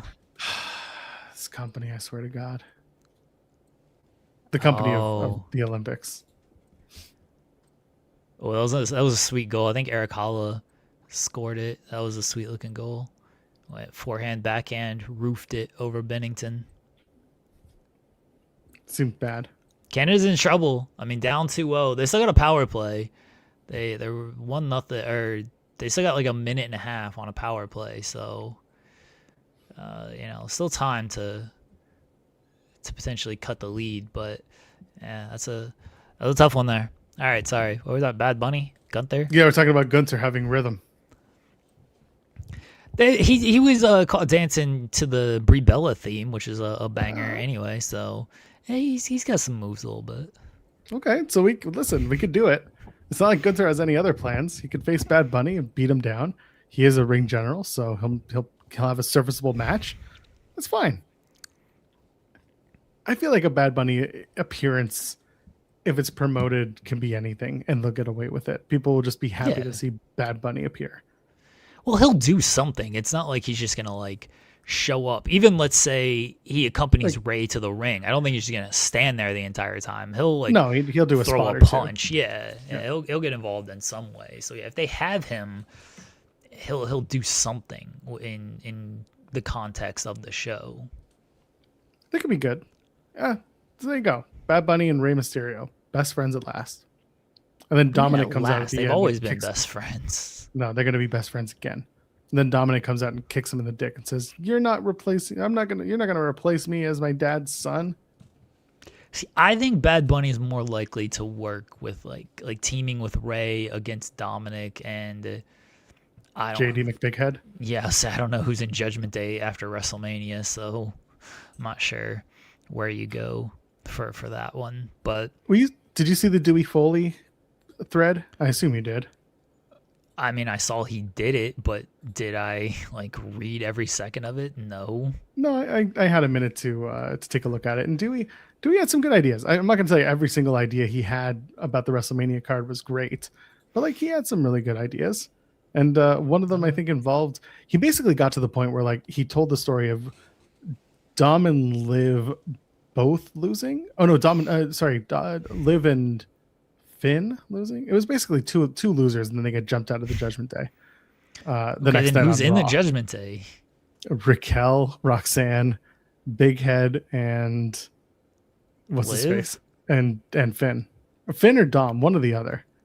All right, you gotta clarify this because I know right now you're just confusing me. Well, that's what I'm here for. Okay, hold on. I got to get to the actual end of it. Oh my God, this is so ridiculous. I got to find the matches. Seth Rollins, Braun Breaker. I got to go backwards in this silly thing, this thread. Okay. On the Raw after Mania, Finn, JD, Raquel, and Roxanne all officially turn on Dom and Liv. So now they're going to turn Dom and Liv face. Finn says he was more of a father to Dom than Ray ever was, and Dom is checking on his dad at Mania was the final straw. So they do Gunther versus Rey Mysterio for the retirement thing. And then Ray wins. He catches Gunther and he wins. So Ray continues, but Gunther attacks Ray and they get saved by Dominic. So basically we're doing the thing that I talked about with you. You don't get to retire my dad. I do. Except they're turning Dominic. But now he face turns now he turns babyface. Yeah. They're just turning him face. You're taking Dom and Liv out of Judgment Day? That group sucks. Well, how dare you? Raquel Rodriguez can run that show. Nah, that group sucks without those two. I mean, and Finn loses at WrestleMania? Is it that was the plan too? By old Finn Dewey? loses at Elimination Chamber. Dom mocks Finn, and then Demon comes out and turns heel and beats Dom. So Finn wins the Intercontinental title. And Liv also loses. So that's why they get jumped out, because they're big old losers. So Finn faces Dom at WrestleMania, beats him, but Dom is still part of Judgment Day at WrestleMania. Yeah. But he's still part for the one night because he goes to check on his dad because he didn't want his dad to get beat up by Gunther. So he had a crisis, he had a moment of clarity. So the next night on Raw, he gets jumped out, and so does Liv because Liv lost her match against Stephanie Becker.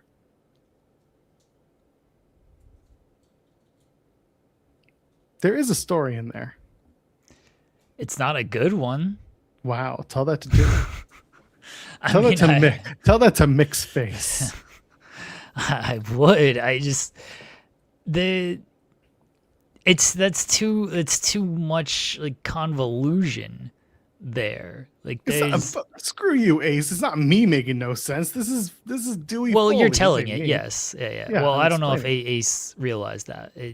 You telling it is making no sense. But yes, it's not your story that you're telling, but it is making no sense. Like it does not make sense for Dominic makes fun of Finn for losing at Elimination Chamber, and then the demon comes out. But like, are they Well, he just is they're the demon. They're doing the match as the demon. right? That's what I'm saying. But so Dominic just agrees to give Finn an Intercontinental title match at WrestleMania, and then Finn brings out the demon, but they're all still in Judgment Day. But then Finn wins, and then Dominic checks on Ray. Okay, And so the that- story is this is two different stories. So Ray and Gunther have their own thing. They're doing their Yes. own thing. Maybe they Yes. cross paths at one point on a Raw, and Dom's just like, hey, old man, you don't get to get retired. I get to retire you. And Ray's just like, yeah, whatever, screw you. But meanwhile, Dom and Finn have a thing because Dom mocks Finn for losing at the Chamber. Okay, Yes. Dom's like, told you you're a big old loser. And then Finn is like, well, how about I take that Intercontinental Championship from you and remind you who's in charge of the pecking order around here. And so it ends up being the demon who comes out, surprises everybody. And it's Finn Balor. He wins the Intercontinental Championship from Dominic. But later on in the night, there's the match between Gunther and Ray. Ray beats Gunther, and it's a shock moment. He rolls him up or whatever, and then Dominic comes out because Gunther's beating up Ray, and he stops him, and that shows weakness because he's a heel, and heels don't do that. But he's helping his dad. So the next night he gets turned on by the Judgment Day, and the only reason Liv gets jumped out too is because she's with Dominic and she likes Dominic, so they stay together. Again, not my idea. So don't attack me. This is Dewey Foley's idea. I am just explaining it to you people. Don't take it out on me. Dickheads. And then Dominic just comes out with Judgment Day the following night and is like, I know Finn beat me and he was the demon and I made fun of him, but it's all in brotherhood, and then just gets jumped out. The story isn't good. You can walk them. Hold on. You can walk them all out and not say a word. Oh, like open his mouth and he just gets kicked in the face, and that's how they start jumping him out. Okay, fine. It's still not good. And then Judgment Day is Finn, who I guess you're sort of reheating because he's the demon for whenever he wants to be. Okay, JD, who does nothing. Roxanne, who they're scared to have win matches. Raquel, who hold on, I can explain that. She couldn't win matches. Well, now she can't win now she has to win matches because that thing that was on her back, which I'm glad she got taken out. Glad she's okay. But now it's left a little lump on her back, so she can never have both shoulders on the mat. So now she can't actually lose matches. That's the new thing. she can get tapped out. So Oh shit, that's right. that's a weak group. I mean, Dom and Liv are kind of, they've been anchoring that thing for a while now. So you take them out, you may as well just end the group at that point, honestly. I mean, I'm okay with that. You Yeah, just don't that's like the fair. Judgment Day because it's attached to Adam Copeland. No, I don't mind the Judgment Day, but there's no real heat with them if it's not Dom and Liv. Like the Finn stuff is bleh. Raquel she's improved, but she's still, she's got a little ways to go. I think Roxanne's fantastic, but they position where they position her. Dom and Liv are great, but Dom and Liv also, like, they don't need this group. They're just they almost feel disattached from this group, and they're not necessary for them. And it's been going on too long. Like, the Judgment Day's been around forever, and the peak stuff was with Rhea and Damien. And once they were gone, Dom and Liv have done their best to carry it. The injuries haven't helped, but Finn's cold, and I just mentioned the other, and like JD is almost non-existent. So I mentioned the other people. Yeah, you take Dom and Liv out of this group, like you may as well just fully break them up. The only other this is the one that the thing that I really disagreed with in the Dewey thread. Said very confident in all these men to put on a star-studded 10-man ladder match for Carmelo Hayes' United States title. 10-man ladder He match? gets 10 men into, and they do qualifying matches to get in it. This one I didn't love. Sure. This was Aleister Black, Damian Priest, Ilya Dragunov, Ray Phoenix, Mello, Trick, R-Truth for some reason, Nakamura, Sami Zayn, and Randy Orton. Randy in a ladder match seems a little far-fetched for me right now. That was the one where I looked, I was like, him? Okay.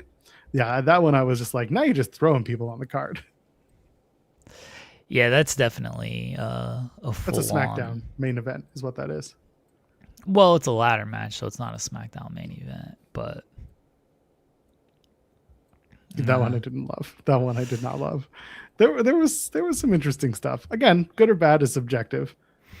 They replaced Randy with Cardona. That would be sense. fine. Yeah, I would do that. That would make more sense. It's a big card schmoz. What does Randy do at Mania? He beats Joe Hendry again and wins the NXT title, but this time it's Stand and Deliver. Randy Orton's on the... You got to sell tickets to that show somehow.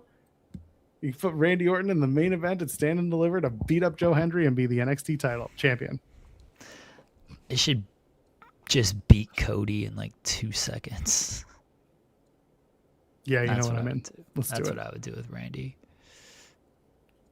Elsewhere on that thread was Becky versus AJ in an I Quit match. Which they might end up doing, honestly. I could see that being... Again, I think you'll get a schmoz finish at the Elimination Chamber. And that'll be it.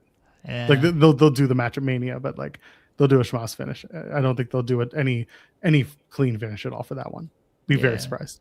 Yeah. Anyway, I wanted to put it out there because I thought it was an interesting thread. There was some stuff in there that looked good, and then obviously sparked a good conversation about where the Judgment Day are not going at this point. Until he's right, and they booked it completely based on that thread. I mean, they might like.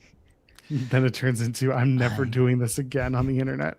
I don't know how many great ideas they have, considering we're 2 months away from this show and not a whole lot feels like it's aligned at this point. So, I mean, it feels like they're going to set up a bunch of angles through Elimination Chamber, like because of Elimination Chamber, which is not a great look either.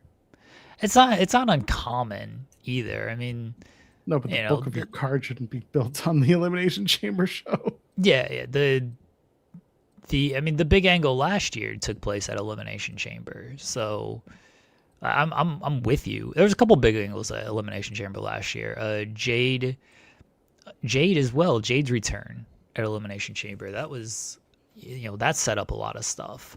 And then the night after Elimination Chamber set up the whole Rhea, Io, and Bianca stuff. So it's not uncommon that sucked. Did it? I mean, we got the best match on the show. It was a great match, but then it set up the Rhea as a petulant child. Yeah, that build did suck. Turned her into that. The build sucked. The match was great. Io winning the title was fantastic, but it then turned into I want my title rematch and give me my shot on this, and everyone's like, "Why are you crying about this? Why are you're Rhea Ripley?" Yeah, that did suck. I don't disagree with that. That was terrible. Yeah. Anyway. What else is there? Is there anything else we need to cover? I mean, there are shows tonight. We can just... We mentioned the House of Glory show. It's a kind of a tame weekend, which is good. God bless. Yeah, so you can watch the ESPN presentation of the 2026 Royal Rumble. Will it be better or worse than the original? Probably better because... Oh, okay. Yeah, probably better because it's shorter. Wow. Do we have a SmackDown preview? We do. Yeah, there's 2 matches. Fort Lauderdale, Florida. Go to the Amarant Bank Arena. It's on Sci-Fi this week. Don't forget. And then Elimination Chamber is next week already. My God. It's going to be fun. Men's Elimination Chamber qualifying match. Mello, Priest, Trick. Oh, we're going to get Trick and Mello doing some stuff together. I don't know who wins this. It think feels Priest is like gonna Priest. Yeah, they like Priest. I'd have Trick win, though, honestly. I'd put Trick over in this, but it'll probably be Priest because they're boring. I like Priest. I don't think there's anything wrong with Priest. It's just, all right, Priest has just been there. Like, okay, fine. Like, do something new. Put somebody fresh in this thing. They put Javon in it, which at least he is fresh. But, it doesn't have to be just one. You can do multiple. I'm trying to think if there's like any way that someone gets involved to set up something for Priest. I don't want to see Aleister Black again. Is Aleister Black in the chamber? He's doing something with Orton right now. Yeah, that's a weird. That's a weird duo. That screams like we just don't know. We don't have anything. So let's just do these backstage segments with Orton and Aleister Black, and it's like no one could possibly care about this match. It's going to end with Orton burning down whatever structure Aleister Black delivers his promos in. I mean, if they do some dumb shit like they would do with Orton and Bray, then I'm all for it. But right now, it's just like Aleister Black being like, "You're not Randy Orton. You're half the Randy Orton you used to be." I don't even know what he's saying. You can't even be half the Randy Orton he used to be. Have you seen that man? He's giant. He came back double. He really is, because he's standing next to Aleister, and like Aleister's like pretty. Feels like he's a big dude, like a taller dude and everything, and Orton just dwarfs him. I'm like, Jesus.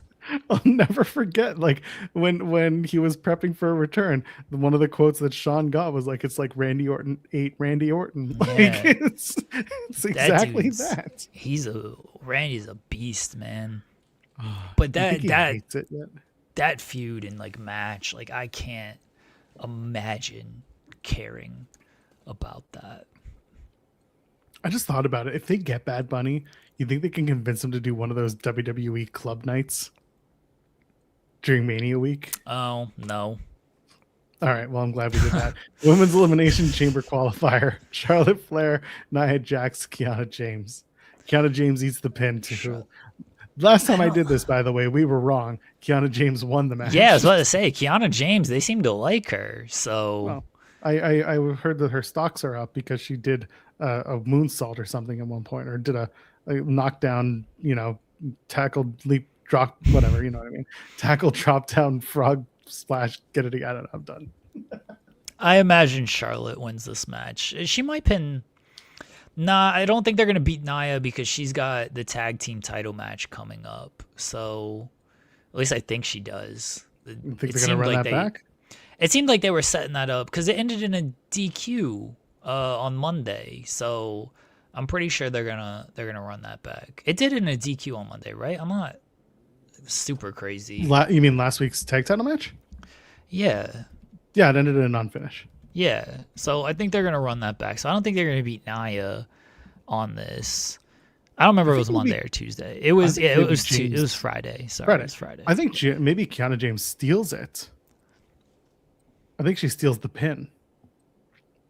All right, we're going to find out. They ain't putting Kiana James in this Elimination Chamber. I'm sorry. Brother, they put her in the Iron Survivor and she showed out that one time. Yeah, I don't see it. I think Charlotte is getting in on this match. That's my guess. Okay. That's what's announced for SmackDown. I'm sure in about 2 hours there will be plenty more announced, or not. It's a 3-hour show, so good luck. And AEW Collision is live on Saturday. My God, it's not a taped show. Are you excited for this? It was taped last week, but it was live the week before, wasn't it? Oh, it was Grand Slam was also, yeah. No, the week before that was not live. Oh, okay. It was taped because it was Vegas, I thought. Oh, yeah, you might be right. Okay. All right, what's on this Collision card? Thunder Rosa versus Julia Hart. Thunder Rosa's back. In that she's better, not that her back hurts. I mean, I assume she's gonna win, but I don't know that for certain. Be very funny if it could. But I said it yesterday when she joked when Renee was like, "Oh, you just got cleared," and Thunder Rosa was like, "I've been ready." I was like, Tony switched that finish right then. He's Whoops. like, "All right." Not ready yet. I think Thunder Rosa will win to set up the Thekla title match that Thunder Rosa will lose.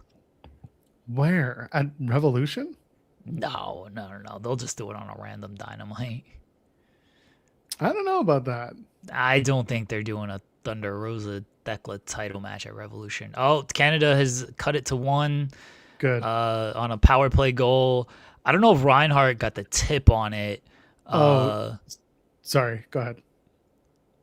Okay, I don't know if Reinhardt got the tip, but Kale shot it, and yeah, I don't know if Reinhardt was first through the line, so I assume he tipped it. Okay, go ahead. What? Dynamite in El Paso, Texas, March the 4th. That's when they'll do it. There you go. Yeah, I got it. Okay, well, there you go. She'll be happy to do that match. CMLL World Heavyweight Title match. Claudio Castagnoli takes on MLP champion Josh Alexander. Why can't we put the MLP title online, huh? Huh, Tony? Huh? That was a good deflection by Reinhardt. Thank you. Claudio wins. Wow. How dare you? Josh could be a 2-title outside of AEW champion. He could, but He won't Claudio wins. And then for the AEW World Trios titles, remember those? Jet Set No. Rodeo, Horsecock, they're going to take on The Demand. So either way, this could end with someone having 2 titles. Actually, not either way. Well, It would. no. Well, I mean, Hangman could win the world title at Revolution. Yeah, but he's not the champion now. Yes. I'd put the titles on The Demand because this Hangman and Jet Speed stuff, like, they're just so disconnected. They're just dudes walking around backstage. Like, they're not a real trios team. Like, they're just, it's a singles guy and a tag guy. And, like, if you pair them together and make them actually a trio, fine, but they're clearly not. Like, Hangman's going after the world title. He doesn't give a fuck about this trio stuff. And then even Jet Speed is like, oh, we want to go after, like, other gold as well, because their third is just, he's going after other titles. I'd put the titles on Demand, but I think they might have, like, Kevin Knight pin Ricochet to set up a Ricochet Kevin Knight match for the national title. Could be.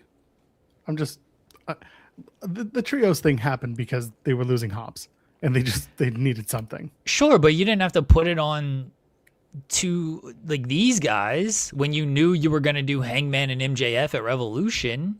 I don't know if they did at that point. Nah, I feel like they had Hangman and MJF pretty penciled in for Revolution. That one's they've been setting that up since a year ago at this point when they faced at Revolution. So I think they knew that was the direction they were going in. And now, like, Andrade getting hot maybe switched how they got there. Samoa Joe getting hurt. I think Samoa Joe getting hurt switched things more, because I think Joe might have honestly been in the Andrade spot until Andrade, got hot and when he came back with everything. So I think they knew that MJF and Hangman was the direction, though. So they didn't have to put the trios titles on these 3. They could have gone. Remember, because everyone thought it was going to be the Rascals, because the Rascals showed up. They did the graphic was on that Wednesday, and then they did the backstager on that Saturday that the Ops lost the titles. Like, you could have just easily debuted the Rascals on that show, had them beat the Ops, and then the Rascals are the trios champions, and you're probably in a much better position than you are now with those titles. Well, I guess we're going to have to wait and see. But, yeah, I can see the Demand winning the trios titles, but I can also see Jet Set Rodeo losing them before I like Revolution. Jet Set Radio. Jet Set Radio? No Yeah. Time Radio? Anyway, that's what's been announced for Collision. I'm sure more matches will come. Is there anything else we got to do the wrap ups? I guess we didn't do a poll. Yeah. Do you have a moment of Thursday?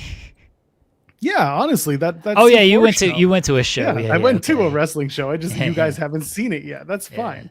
No, honestly, the C4 show was absolutely my moment of Thursday. Billy Starks and Drea Mitchell killed it. They had a great match, and they crowned a new C4 Women's Champion, like I talked about. So yeah, when you see that show on Tuesday when it drops on IWTV, you'll see how great not just women's wrestling is, but also what C4 can really do when they're given the opportunity to wow you. So they're definitely my moment of Thursday. My moment of Thursday.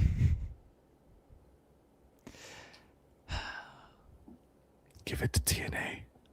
I don't want to give it to TNA. Why? Yes, because there was a casket. Why would I do that? Why would I give it to TNA? It was shaped like a guitar. Yeah, I'm trying to. The problem is like nothing like ROH happened.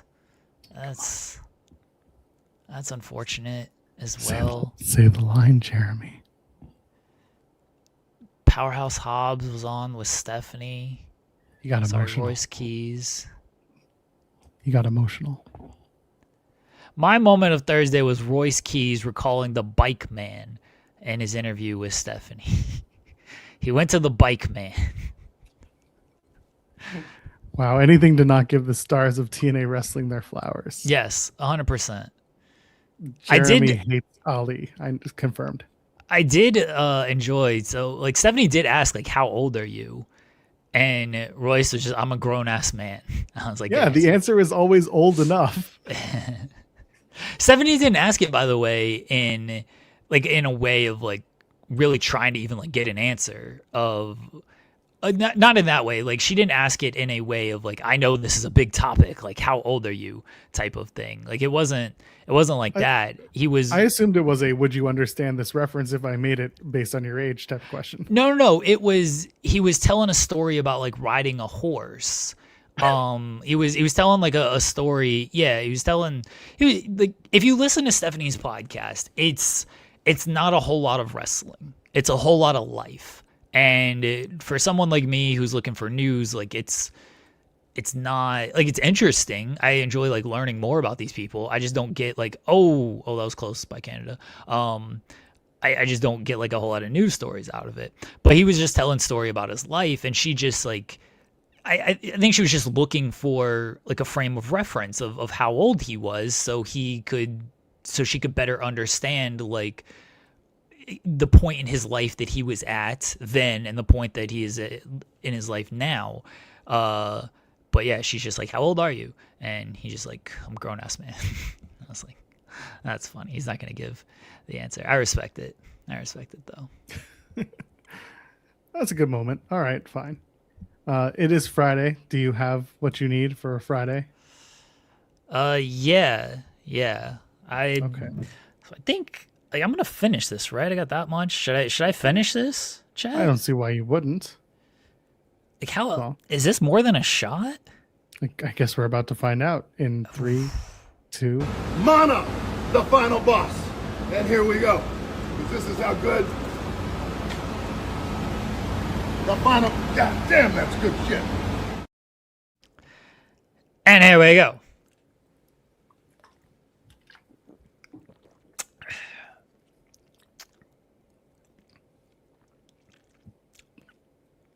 Sour boy. The final shot sucked. That was not good shit. Well, Jeremy's gonna get a new bottle for next Friday. Yeah, I do. I will get a new bottle. I think I'm gonna go back to the gold, and not the Blanco. The gold seems like it keeps a little bit better. So, a Blanco, you gotta drink quickly. And I've been sitting on this bottle, like this size bottle. Everyone sees how big this is. Yeah, I've been sitting on this bottle since September 15th. So October, December, January, February, 4 months is how long it took me to drink this entire bottle. I never drank it. I never drank it off air. Everyone saw every sip that I've ever taken of this bottle. What other wrestler has a liquor? Oh, should I do the Wheatley? Should I get Wheatley, everybody? They do drink it neatly. All right. You know what? Instead of the Mana, the problem is you got to wear a suit if you do it. That's the problem.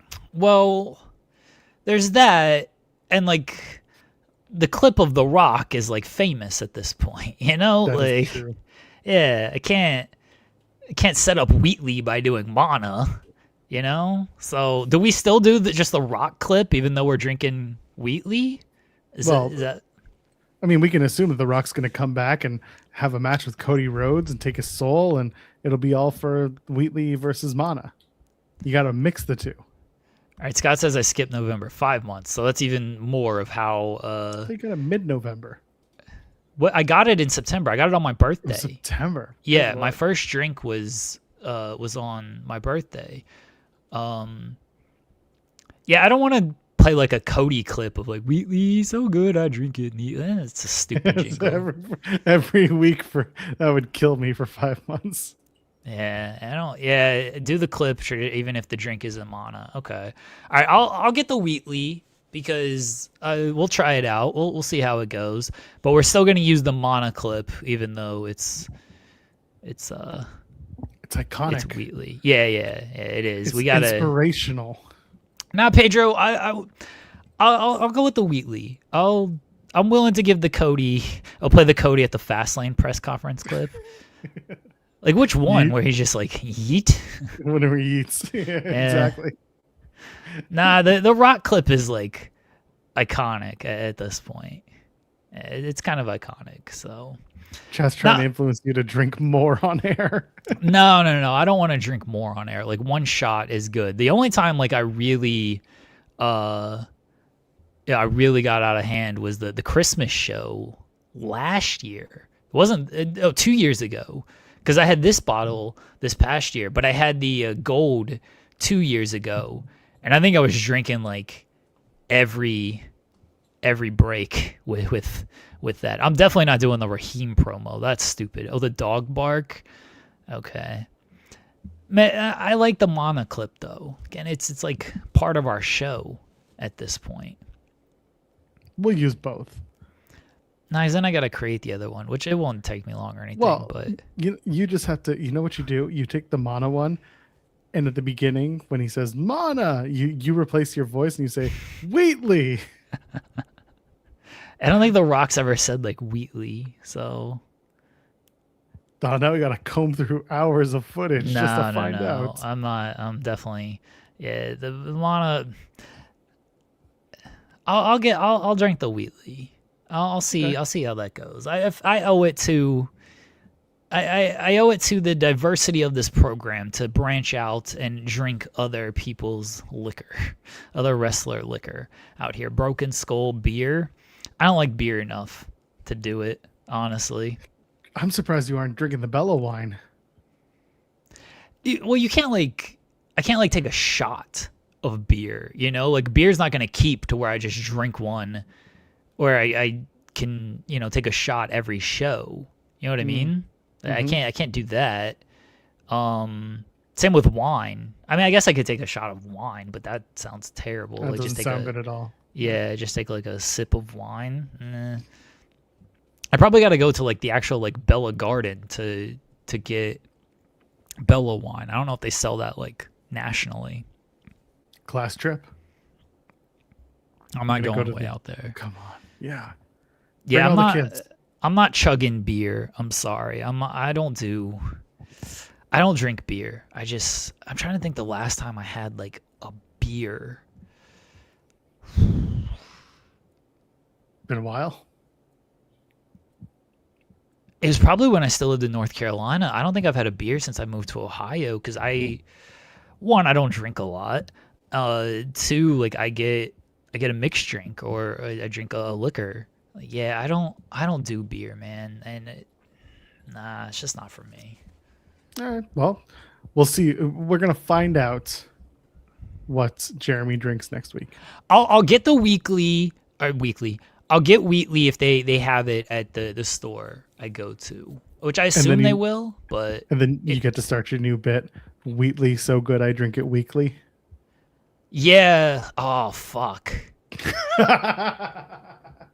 So Cody on his podcast, he asked everybody, he's like, do the jingle and replace it. Oh, I might have to clip him doing that shit of like, Wheatley has the line, and then that's the clip.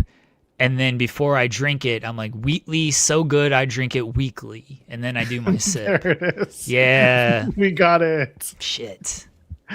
I'll send that to Cody. I'll be like, Cody, come on our podcast and let's drink Wheatley together. Send him the link once a week. You can come and I join will, us for a actually. shot of Wheatley. How pissed would Jensen be if Cody comes on this show before? Jensen would like whatever he's doing at work. He would get himself fired to like jump on this show.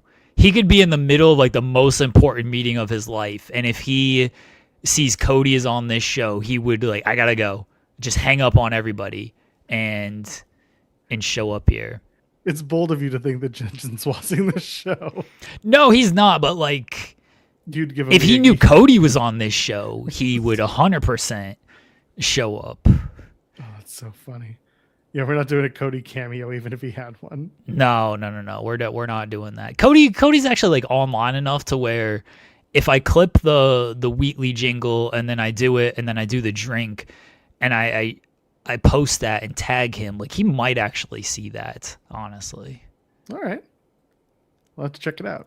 We'll see what happens. Well, when next it happens. next week we got the debut, most likely, of the Wheatley so good I drink it weekly. Drink it, all of it. Anyway, what did we accomplish? What did we accomplish today, Joel? When you have nothing to talk about, lean on the wrestlers who have plenty to talk about for you. Thank you to Deonna and Steve Maclin for joining us and putting over Tunnel to Towers and the show they're doing, Battle for the Brave, on June 6th. Go get your tickets now. It's going to be a fun show, and it's going to really it's been a run of fun shows. I'm out of words. Good night. The biggest thing we accomplished today is that Deonna Purrazzo and Steve Maclin are the best, and we appreciate them for joining us, and we appreciate everybody who joined us this week. We did a shit ton of interviews over the Crazy, past right? week, Joel. I mean, Mercedes was last week, but we had Mercedes Martinez. We did Matthew Meshler from BRCW and Madman Fulton. Those should be up this weekend. And we had Well, Eric Young. Well, They I will, need they them. Okay, I need them up. BRCW's on me about when are these airing. So. will. Every day, every hour. That's I need okay. them. We'll get to them. We'll get them Okay. done. Yeah, we had Eric Young on Wednesday, and we had Steve Maclin, Deonna Purrazzo on today. So yeah, we've had a number of interviews over the past week. So appreciate you, Joel. Joel did the legwork on 3 of those. So appreciate you getting all that together with everybody and setting everything up.